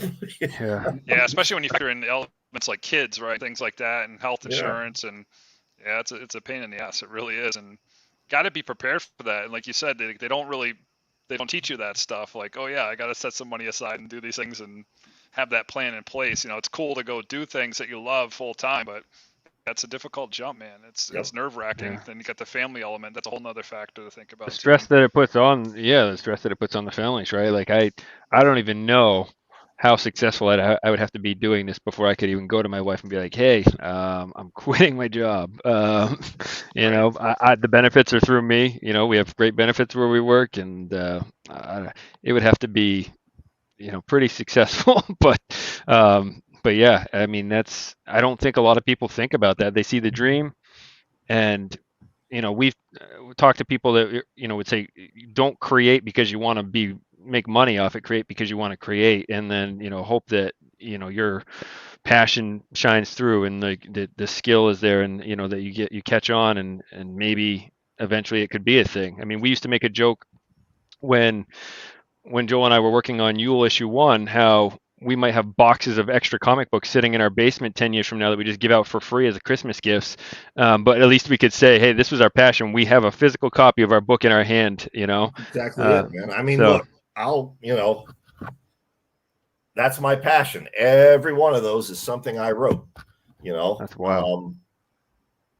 Wow. And if I wasn't making a living doing that, if I was still working in a foundry or on the loading docks, I would have still written every one of those because that's my passion. Yeah. I'm lucky enough and privileged enough to be making a living from it. And if that's somebody's dream, more power to you. And yes, do it, chase that dream, but just know that it's not easy. Like I said before, patience. Yeah, it's another great thing. Is like you have two kids, and they can proudly say, my dad is leaving a mark. Like if you were working in the bank or doing something, just to get by, like you probably will be more, I'd say, safely financially. But anybody can do that. They are just going through life, and you live in your mark. Like people for generations, they're going to read you. You somewhere in the other side of the world, so someone is reading your works, and this is something that makes you feel like you're doing something that's meaningful to you. I don't know if you ever thought about that. It's like it's not an ordinary job. Like it's doing something that is like being using your potential to the fullest. Oh, absolutely. I've heard over the years, I've heard from, service members in Afghanistan and Iraq, they'll say, man, your book got me through. I've heard from, I will always remember, and I'm not going to say her name on the air. I'm going to respect her privacy, but there was a young mother in Canada whose baby was in the cancer ward for over a year. And she would sit there with the baby day in, day out, and just read my books. My books got her through. If I'm able to do that, if I'm able to distract somebody from their abusive marriage or their shitty job, during lunch break or study hall, then yeah, this is the greatest job in the world. I don't care about the money. If I'm able to do that, it's the greatest job in the world. Absolutely. Yeah, absolutely. And I always think back, you mentioned my sons. I always think back to my oldest son. He had a Brian Keene Dark Hollow shirt. This was years and years ago. He was in his early 20s, and he was at a convention, at a comic convention. He was sort of standing there with the shirt, and a girl came up and said, "Oh, I love his books." And he said, "Yeah, that's my dad." I was able to give him that. I'm waiting for my 13-year-old to come home and tell me he's met a girl who likes Harley Quinn, and can I sign me and Brian Smith's Harley Quinn comic for her? But they think it's cool. But my youngest, especially, he's grown up with seeing, to quote Warren Ellis, what goes into the sausage. He's grown up seeing what it's actually like to do this job. And he sees it in me, and he sees it in Mary. There's no doubt in my mind he's going to be a creator. He's got his own YouTube channel. He's writing his own novellas and comic book scripts. He wrote a story Bible for a Grand Theft Auto game he wants to pitch to Rockstar Games. Wow. Fucking thing's like 75 pages long. But he's also said repeatedly, that he wants to go to college for engineering because he sees it firsthand, So in a way, I've been able to pass that on to him too, without even being aware that I was doing it. So that's a good thing too, Yeah. What are some current titles that you are reading, like comics or books that you enjoy that are outside like what you're doing? Some other that may be out there. I should not say this on the air. I read very few current comics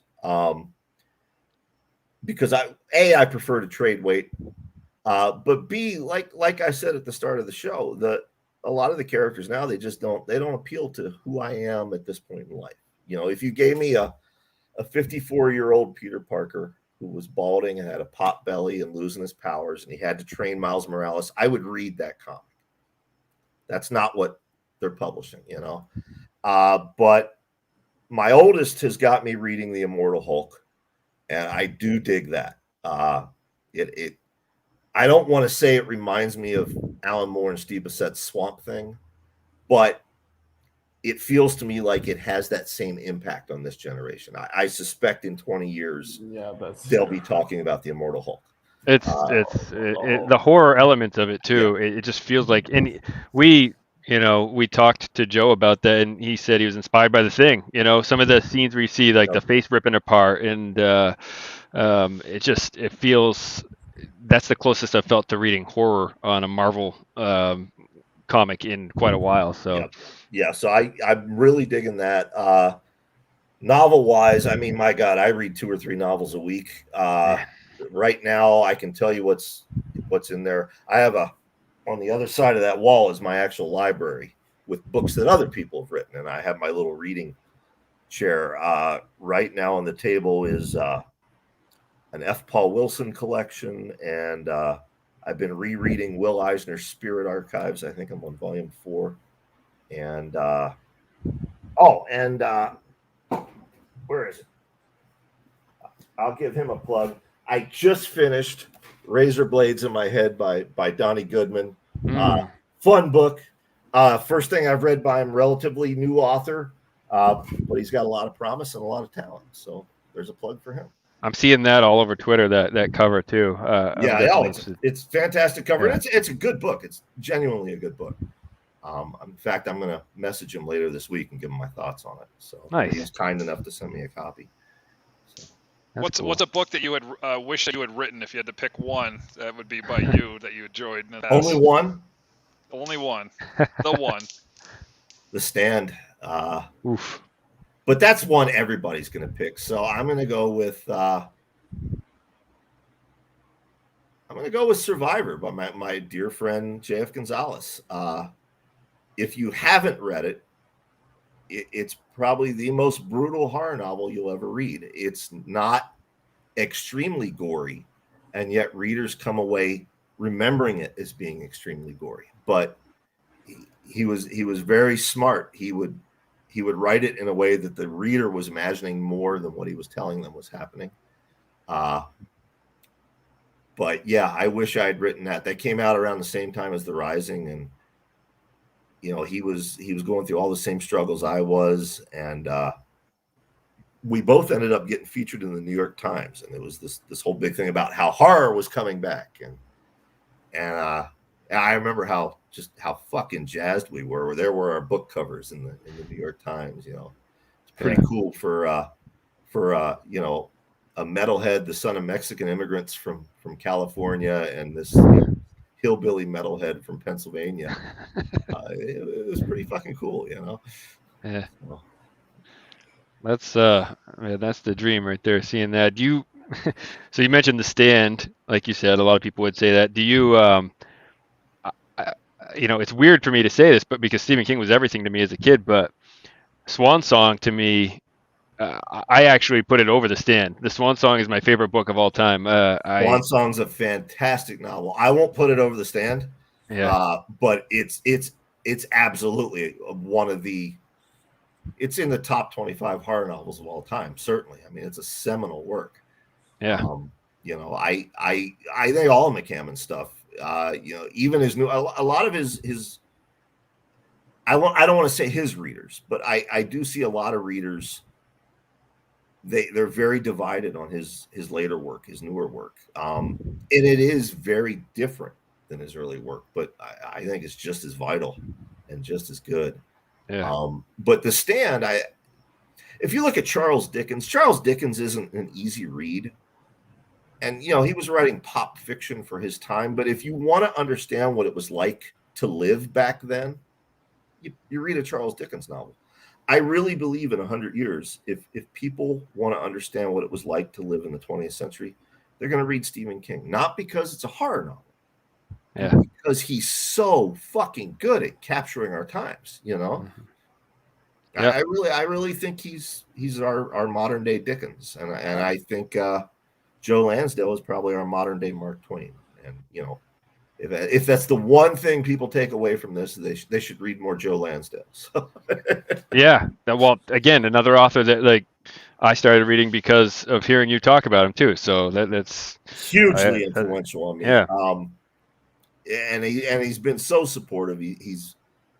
I mean, I fanboyed on him for years, but you know, now I'm like a member of their family, I guess. You know, he calls me little brother, and the fanboy inside of me still goes, you know, but I'm cool. I'm like, hey, yeah, big bro. Yeah, yeah, that's great. Yeah, just such a kind guy and such a powerhouse of a writer, you know. Yeah, really good. His Jonah Hex comics that he did with Tim Truman for DC Comics remain, you know, the best take on that character I've ever seen. So, yeah, you know, Brian. Earlier on, I was listening to one of your podcasts, and a guy asked about some UFO sightings, and you were so honest about it. You know, like not being afraid of being, you know, like ridiculed or anything, and I think that's being courageous, because sometimes people can, you know, just interpret like, oh, this guy might be something or whatever, even though this kind of subject is like the way people are approaching it now is in a more serious way. And they are, you know, like people such as, what's the name of the guy? Graham, don't remember his name, but the guy from the area 51, and right. Those people, like, they are being heard. And you spoke briefly about your sightings. I can get us through that. Yeah, I actually ended up writing a little nonfiction book about it called The Triangle of Belief. This was a couple years ago. Mary and I, as I said, we live on the river, and it was winter, and we had gone out to dinner. And when we got home, it was dark, and we got out of the car and we heard a helicopter. So we looked out over the river, and sure enough, there was a black helicopter with a searchlight just flying back and forth, up and down. And then it flew north. And we looked at each other and we laughed, and you know, we were like, oh, unmarked helicopter. It's like the X-Files. And right as we said that, we saw 3 black triangles come over the house, heading east to west. Now, I've been in the Navy. I know what an aircraft carrier, I know what the size of an aircraft carrier is. And I've been on passenger jets. I know what the size of a passenger jet is. These were not passenger jets. These things were massive. And they were shockingly low to the house. Enough that the treetops were swaying. We couldn't hear anything, no engines, anything like that. And they were going slow enough that I'm not a scientist, I'm not a physician, a physics expert, but something moving that slow, it seems to me it should have fallen out of the fucking sky and crushed it. But they didn't. And I didn't freak out. I did think to myself, I should pull out my phone and take a picture. And then I was like, no, fuck that. I've been waiting for this my entire life. I'm not going to be that person. And Mary and I watched them. And I'm not a religious person, but it's the closest I've ever had to a religious experience. I'm not saying they were aliens. I don't know what they were. They were literally unidentified objects flying through the air. They were giant black fucking triangles. But I did make a report to MUFON, the Mutual UFO Network. And they gave me a case number. And the next day I went back and I looked it up. And if you look at their sightings for that date, as I said, they flew east to west here. There are sightings on throughout the night through America, heading west, Ohio, and then Illinois. And the sightings continue till they get to Oregon, and then there's no more sightings after that. So it's all confirmed. Yeah, I mean, people were reporting 3 black triangles. Yeah.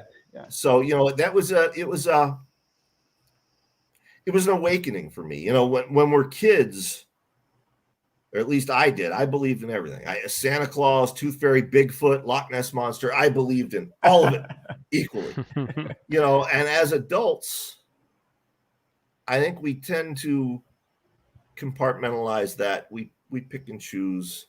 But I always, like Fox Mulder, I always wanted to believe in UFOs, and to have that confirmed, it's incredible. I can't even imagine. Yeah, and ever since then, now like the government's come out and admitted, right. Yeah, they exist. We don't know what the fuck they are either, but we admit they exist. I just want to be like, fuck each and every one of you. Yeah. I mean, I had friends teasing me. I had friends teasing me. Oh yeah, you guys are going to do the Whitley Strieber thing. You're going to write your own version of Communion. No, I'm not going to do that. We saw these. We talk to a lot of different people, and whenever I get like a pilot, John and I in our day job, if I get a pilot on the phone, I always ask him. I say, "Do you ever see anything weird?" And one guy says, "Well, I wasn't flying a plane at the time, but I was. I think he was down to Cayman Islands or something. But he said it was on like a deck chair." And you could see the resort behind him, like the roof, back behind him. He said a triangle came up over it, stopped, and reversed. And he said, now I'm, being a pilot, I can say that there's no way, like you were saying, like physics-wise, that could be possible. So he had a friend that actually worked at NORAD, and he goes, hey, I saw this triangle when I was down in the islands. He goes, yeah, those really bother us. And he left it at that. That's all he said. I had a joke too that maybe like all these third world countries that are like financially bankrupt, they've been sinking their money into technology, and they're the ones that have been building these crafts, but they haven't told anybody. So they're like from Ethiopia or any of these highly depressed countries, right? That's where all their money is gone. They've deprived all their citizens, and they're just going to show up one day, like park on the White House lawn and be like, "Yo, about that wall down in Mexico, like I want to talk to you about that," right? It'd be hilarious if that was the case. Like they're come to find out they're 100 years ahead of us because they've just been sinking all their resources into advanced technology. So it'd be hilarious if that was the case. That's a story. There you go. There's your next book, right? You can write about that. So it's funny. Yeah. But oh man. I know, like, I got family members that work with defense contracting, and they tell us all the time that we're 25 years ahead of where people think we are. And I've talked to people that have used like CD-ROMs in bases and caves back in the 70s. So like, oh yeah, man, we were using CD-ROMs back then, I can attest to that. And I know I won't get in trouble for telling this story because I've written about it and the government didn't come and arrest me. So JF Gonzalez and I, every year, we used to get invited to CIA headquarters in Langley. Now that might not sound like a big deal, but it is. The public, you can go take a tour of FBI headquarters. You can't get into fucking Langley, okay? But every year, we'd be invited. We'd go down for the day, and we would talk about writing, talk about creating things. But they had museums inside for the employees, and it was always a rotating display. Every year, it was something different. But the one year, they had spy craft from Vietnam, 60s and the 70s.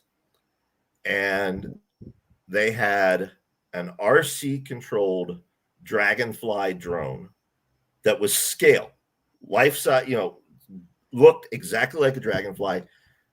At a glance, you could not tell the difference. This thing was equipped with a camera and a microphone. This was something they were using in Vietnam, but it wasn't until maybe 10 years ago you could start buying drones commercially. They also had a catfish drone. Similar equipped. I asked our liaison, I said, what would they do with that? And they would navigate it up to dams to figure out where to put explosives and stuff. So yeah, we're technology wise, they are always ahead of what we have. They invent it, and then 20 years later, 25 years later, we can buy it at Walmart for our kids. Yeah, it's interesting. They're always attracted to water. Seems to be a theme too. I live near a 350-acre reservoir. It's about a mile from here, and there's been sightings here back to the 80s. There hasn't been anything recently. I've been looking, but I haven't seen anything strange. But I think one of the funny stories was some lady did a macaroni art recreation of the UFO, and I would love to buy that piece of art if I could find that somewhere and just put it in my living room. This macaroni art of a UFO sighting, I think, would be like fabulous. Richard Dreyfuss in Close Encounters, rebuilding the Exactly. mountain with the mashed potatoes. Yeah. Buy macaroni art. I don't know, but hey, it's hilarious. This 30-year-old macaroni art of a UFO sighting hanging on my living room wall would be fabulous. But That's hilarious. Yeah, it's interesting. You're by the river, they show up. They're by the reservoir, they show up. Of course, New Hampshire, we had a lot of sightings. Like, was it Barney White and his wife there were abducted up in the mountains back in the 50s? They were some of the first to come out. So it's really interesting. And well, that's the thing. What I always tell people, we knew it wasn't a hallucination or anything like. I mean, like, it was winter. The river was frozen, and you could see these things. You could see their shadow on the ice, because the moon was out, and you could see the light differences. I mean, these were solid objects, So, yeah. But I don't know what they are. I'll probably die without knowing what they are, and that's okay. At least I got to see them, Yeah. Hey, at least we're hearing people, like you said, we're hearing people finally, like the government finally confirm, hey, yep, we know. I'll say this, like as a little kid, I snuck away and watched Nightmare on Elm Street when I was in like second grade. I had maybe a nightmare, sure. I saw an episode of Unsolved Mysteries about UFOs and aliens, and holy shit, like I had anxiety about like black holes in outer space and UFOs for years. Like that was what scared the shit out of me as a kid is what's out there. So these stories always fascinate me. Yeah, same here. I do believe that they don't technically they don't travel through space. I think they travel through dimensions. There's another plane of existence that we cannot perceive, but vibrates in a certain way that is solid for them, but it isn't for us. They can make that kind of shift, so we can sometimes see them. Sometimes we can even talk to them. But there are so many different sightings. There are so many people that are watching that. There's loads of documents, even photographs and everything. But we chose not to acknowledge that. Yeah, I guess the way I always word it to people is like, look at human civilization and where we're at today. We're on Earth and what we can do technology-wise and this and that. Like how narrow-minded do you have to be to think that's it? Like what we can do here, like why can that not happen somewhere else? Well, and not only outer space. I mean, outer space is infinite. Mathematically, there has to be other living creatures out there. But to Rogerio's point, interplanar, interdimensional, that's an untapped area for exploration too. And I mean, you can have visions of horror stories like The Mist, sure, but scientifically, there's all kinds of possibilities there. Yep. Yeah. They always say, if artificial intelligence eventually goes online, the first thing it's going to do is improve upon itself, right? They say it's going to be 10,000 years of human consideration and contemplation within the first week of its existence, right? So I have this weird theory that it's going to solve all the mathematical equations and theorems that have ever been presented. There's going to be an apex or pinnacle where you cannot go further in mathematics. And I think whenever we reach that level, I think that we're going to meet whatever is out there in there. It's going to be more of a intra-dimensional versus extraterrestrial. It's going to be something through mathematics and physics that we're able to meet anything else that's out there.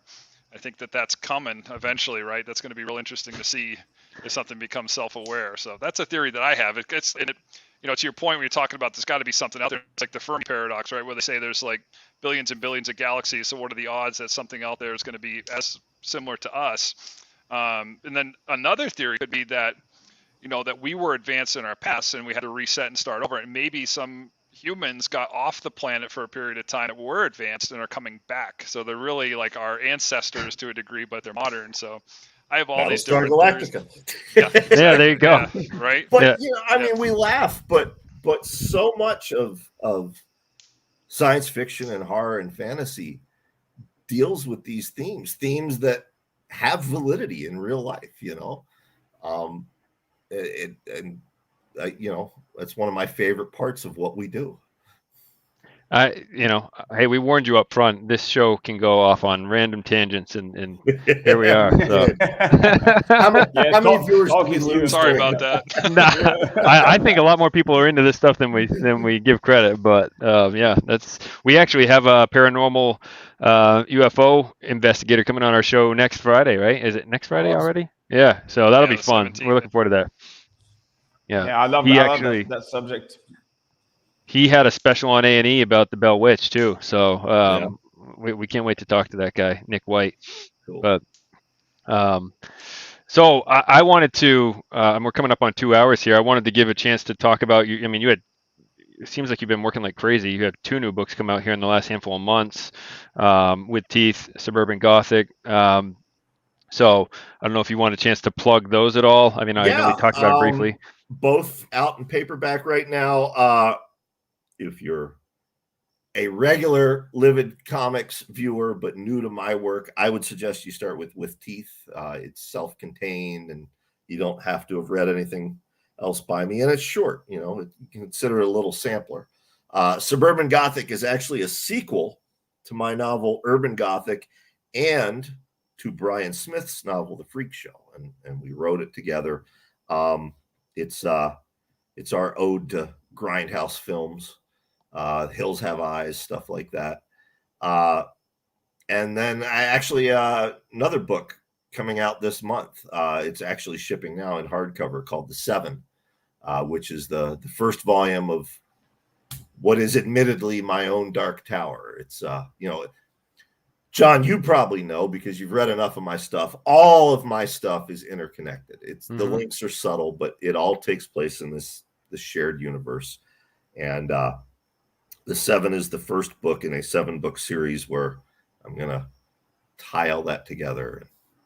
Yeah, that's awesome. So yeah, fans have been waiting for that for a long time. So, and then you have is it not a director's cut, author's cut of Terminal? Oh, Terminal, yeah. After almost 2 decades, yeah. The original version that I turned in was never published. They removed some of the religious elements because they wanted to be able to sell it at Walmart, and Walmart wouldn't allow it with some of the content. So they made me cut it. But luckily enough, I've got the rights back. So for the first time ever, I'm going to release it the version that I intended it to be.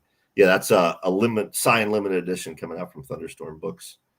That's awesome. And while we're at it, I know, I mean, you've dropped hints.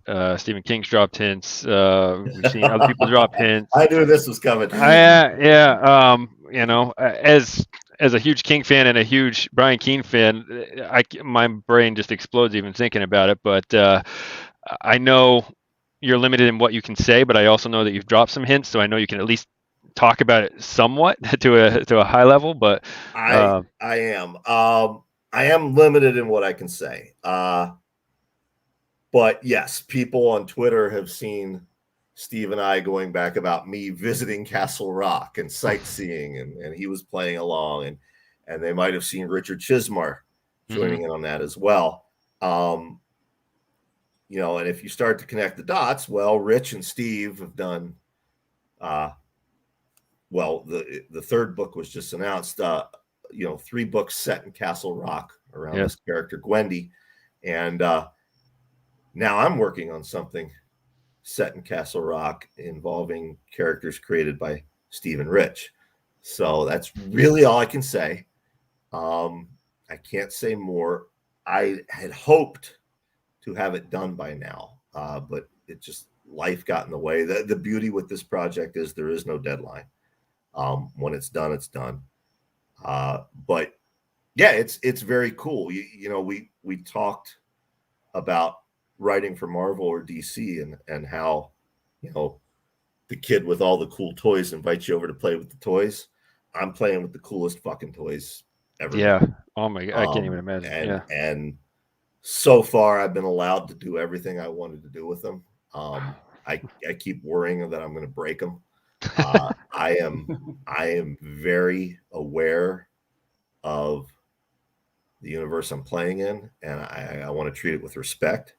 But as a fan, I also want to tell a story that I think other fans will appreciate and dig what I'm doing. So that's probably all I can say. But that's enough for me to get excited. So I couldn't let that go without bringing it up. Yeah, Sure awesome. enough. Yeah, and then so the interview I saw with you talking about this was about a year ago almost now. But are you writing a follow-up to a finale to the Rising series? I am. Yep, it's called The Fall. You mentioned Swan Song earlier. Swan Song's a thick book. I've never written a thick book like that. I think the longest book I've ever written is either End of the Road or City of the Dead. They both come in at about 100,000 words. The Fall, I suspect, will be 250,000, 300,000 words. It'll be the size of The Stand and Swan Song. Wow. No kidding. And I am nowhere near finishing it. I basically write about 1 page a day on it, because quite frankly, I don't have a deadline for it. I got other things that are due. But it's, I got the idea. I took my youngest son to see the first of the new Star Wars movies. Now, we could do a whole nother show on my thoughts about the new Star Wars movies and where I think they dropped the fucking ball. But I did appreciate the first one in that I thought it was very clever how it is both a reboot and a remake. All the touchstone stuff is there for people my age, people your age. But for my 13-year-old, there's new stuff to get excited about. And that got me thinking about The Rising. People are always asking me to do more. And I'm to the age now where I have younger readers telling me, oh, yeah, I got my mom's copy of The Rising. That's like the first thing I read. That's really fucking weird. But, so it's a generational thing now. So it is both a sequel and a remake, without spoiling anything. The novel starts when The Rising starts, but it ends long after the events of City of the Dead. And it's I don't want to spoil a lot, but it's going to be the darkest fucking thing I've ever done. If it's my final book, so be it. They're going to be like, man, he went out like, I mean, it's dark. Yeah. Coming out of the last few years of world history, I don't think it could be anything but dark. Right. Yeah. Fitting. Well, Basement like Comics wants to know about your thoughts on The Mandalorian. I saw that pop up. I watched the first couple episodes, and my 13-year-old wasn't feeling it, and Mary wasn't feeling it, and we never got back to it. I was digging it enough that I've read the plot summaries and the spoilers and all that. I liked it a lot more than I liked the second and third of the new movies. Let's put it that way. Yeah, that's the thing, right? I mean, I would agree to that. The newer movies didn't do much for me, but I'm hooked on Mandalorian. So the first of the newer movies, I'm a Han Solo kid. That's who I imprinted on as a young man. I wanted to be Han Solo when I fucking grew up. So it was a treat to see him again. But I always remember my mom and dad took me to see that in the theater. And my dad, he just didn't get it. Poor daddy. He liked his John Wayne Westerns. He didn't know what the fuck he was watching. And on the way home, we're in the truck. And I wanted him to pretend to be Chewbacca and I would be Han Solo. And he didn't get it. He's like, oh, why was that thing's name chewing tobacco? No, we're not playing that. Shut up. Well, I take my son to see the new movie. And, it's Finn and Poe, that scene when they're first escaping and they're back to back and they're flying out, shooting their way out. We go out, we get in my Jeep, and he's in the back seat and I'm up front, and he starts reciting Finn's lines from that scene. I looked back at him and I started reciting Poe's lines, and we pretended we were fighting our way out the whole way home. So that movie has its flaws, but it gave me that moment with my son that I'm never going to forget, and I don't think he'll ever forget. So it has my heart for that. But yeah, those other two, fuck them. Yeah, my wife wishes that Ray was just someone that from the people, like she had no tie to like Palpatine or anything. Like she was just somebody that came out of nothing. I can't believe, and by their own admission, they get their hands on one of the biggest franchises of all time, and they commission a new trilogy, and they don't have a plan. They don't have a story Bible. They're making it up as they go along each film. What the fuck were you doing? I mean, like it's sad. Rose was like no point. She had no point. Some people were saying that she should have been the hacker. Would have been a better storyline than going to find the hacker, right, for getting the codes and things. But that would have been cool if she was the hacker and had that skill as Rose. But yeah, in Rise of Skywalker, she was absolutely pointless. Yeah, that, and to have Harrison Ford and Mark Hamill and Carrie Fisher and all these characters back together. Yeah, that's huge. And not have one gratuitous fan service shot of them all together somewhere. And now we'll never have that, No. Yeah. But anyway, that's a whole different episode.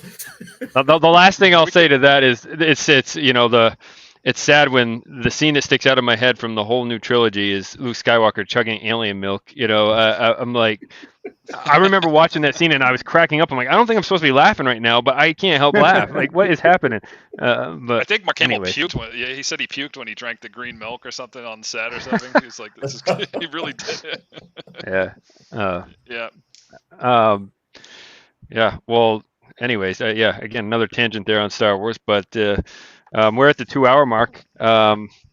So I don't know. I hear thunder distant, but it hasn't started storming here yet. But yeah, if anybody in chat has anything they want us to talk about real quick, throw it up there on screen. Yeah, do it up. If not, we'll vamp. Are you working on any current comic books or anything, Brian, or just doing novels right now? I am. That Castle Rock centric project I mentioned is actually comic format rather than prose. Trying to think. There is another comic. I haven't started working on it, but I've signed a contract, but I'm 99.9% certain I'm not allowed to talk about that, so I'd better not. Comic says you should work together. Yeah. Get in line, brother. Get in line. Yeah, I'm sure. Everybody on Twitter, 20,000 people follow me on Twitter, and 19,000 of them are there for these fucking feral cats. Not much to report. She moved the kittens again, and I found them today. They're by the neighbor's goldfish pond, and they're all happy and healthy, and everyone's good. If you live in central Pennsylvania and would like to adopt a free kitten, reach out. I'll give you a signed fucking book or comic, whatever you want. Take a cat, you get a free book. It's a good angle. Yeah. No, I mean, they're cute. They're adorable. But, little cats grow up to be big cats, and big cats like to fuck. And then you've got 50 feral cats running around in the backyard. I can't have that. That's not good for anybody. No ice. They take care of all that, right? So that's good. Yeah. Well, we always made the joke. We made the joke, Joel and I, when we were promoting our comic book. I posted a picture of my dog, saying, Izzy wants to know if any of you guys want to buy a collector's edition of Yule today. And it's like, but posting pictures of your animals, it's like you get the most reactions out of anything. People love animals. So absolutely. Yeah. That if you want to increase your engagement on social media, buy a dog. Or a cat. Well, I can end on a funny story about today. So I was worried I was going to be to the show on time. The show I've been looking forward to for a couple months here now, right? Is so my dog. I have a 10-month-old boxer, and she got spayed today. Oh no! And so I had to pick her up. They told me 4:30. Then I'm sitting at the vet at 5 o'clock. Then 5:15, they said she was still too woozy. I'm like, oh man. So my son had his first soccer practice tonight. So I had to fly the dog home before his soccer practice. He was late. she threw up all inside my Jeep, like the dog, everywhere. So yeah. So bottom line is, I'm sitting there. I'm looking at the clock. I'm like, I am not going to get back in time for this. This is ridiculous. But it was. I think she's good. Poor dog. She went through a lot these last couple weeks, but. Did you clean the puke out of the Jeep, or is it Well, that's the thing. I texted my wife. I'm like, you wouldn't even fucking believe what's just happened right now. Like he's already. I had to drive to pick my kids up at my in-laws. I had to drive to pick the dog up in opposite directions at the vet.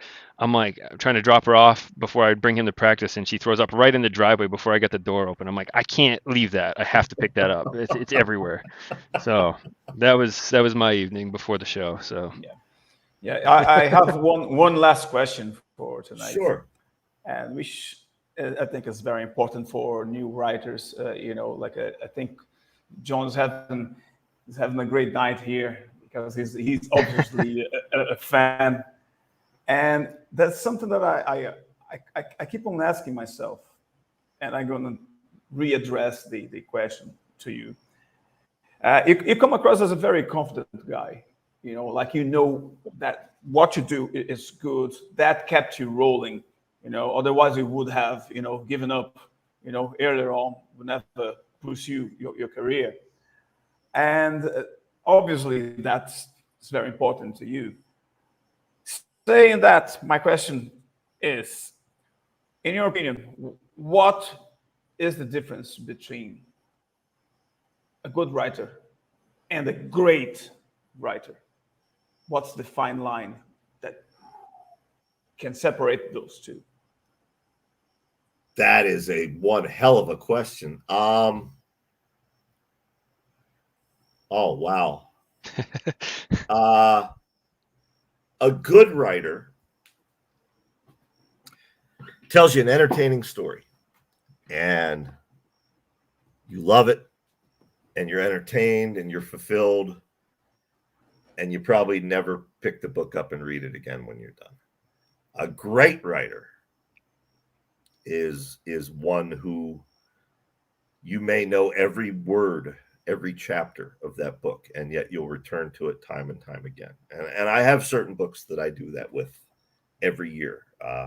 Every year I reread The Stand by King. I reread The Rum Diary by Hunter S. Thompson. The Magic Wagon by Joe Lansdale. I could sit here and actually recite The Magic Wagon to you. I know that book by heart. But I go back and reread it once a year just to recapture that magic. That's a great writer. You think about in literature, in the history of literature, all the great writers that we learn about in school and that we hear about in academia. They're just a fraction of the writers who lived and published and who are now forgotten. And that's the difference between the two. I don't think I'm a great writer, but I think I'm a damn good writer. Maybe you're a great writer for some. That's not for me to say. That's after I'm dead. Then we'll find out. History will show. But but like I said, if I always come back to the readers I've heard from, like, the guys in Afghanistan or the lady whose baby was in the cancer ward. If my silly little novels about zombies and, satyrs and sentient darkness, or, an issue of the Doom Patrol that I wrote, if those are getting people through those times or just distracting them in life, then I think it's a worthwhile endeavor. It's the path I was put on at an early age, and I guess there was a reason I was put on that path. Yeah, absolutely. Yeah. Do you? So passionate fans obviously are a thing. You mentioned some stuff that you've had to deal with there. Any Ann Wilkes situations? Get the crazies too. Yeah, you get the Ann Wilkes situations. I've been wondering. I mean, we're nothing big yet, but I've been when I'm sending stuff out, I'm using my physical address, and I'm like, I might want to stop doing that at some point. No, don't So, do that. Get a yeah, PO box. yeah. Get a PO box.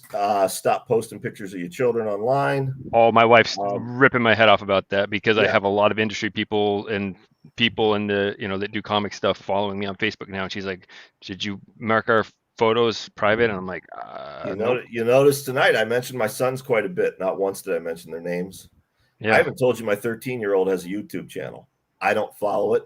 I'm not subscribed to it. I don't comment on it. There's nothing linking me back to it. And I have to do that. I've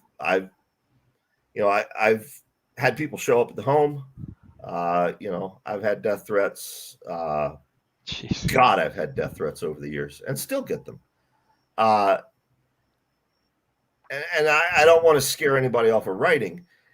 Not everyone is getting that, but there are certain writers who reach a certain level of notoriety or popularity, and you will have that happen. I always am fascinated because I think I get the crazies. Anytime Stephen King and I have a conversation on Twitter, and it can be about the most innocuous fucking thing, he could just. I remember one time I talked about this issue of a magazine I'd picked up at a yard sale, and he was like, "I used to have that issue," and for 5 days, it's just people replying, and every fifth tweet is some nut, who thinks he psychically stole their story ideas, or how dare he vote against their candidate, or things that have nothing to do with the conversation. And I'll be honest, when that happens, I kind of feel better for myself because I thought I was dealing with the fucking nuts. But yeah, get a PO box and get one in the town next to you, not in your town. Get your pictures of your kids offline. This is advice I've given many younger authors in private. I don't know that I've ever said it publicly, but fuck it, I will because it's important. Yeah. If this is your passion, if this is your dream, okay, and you have loved ones who are willing to let you chase it, you have to consider that your dream and your passion is going to impact them either directly or indirectly. And, that may be just as simple as you're up late writing instead of spending time with them. But it may also be some mentally ill person on the internet, thinks you're their soulmate and starts stalking your wife or stalking your kids. It happens, Misery is a documentary. It's not fiction. Yeah. Yeah. Right. Yeah.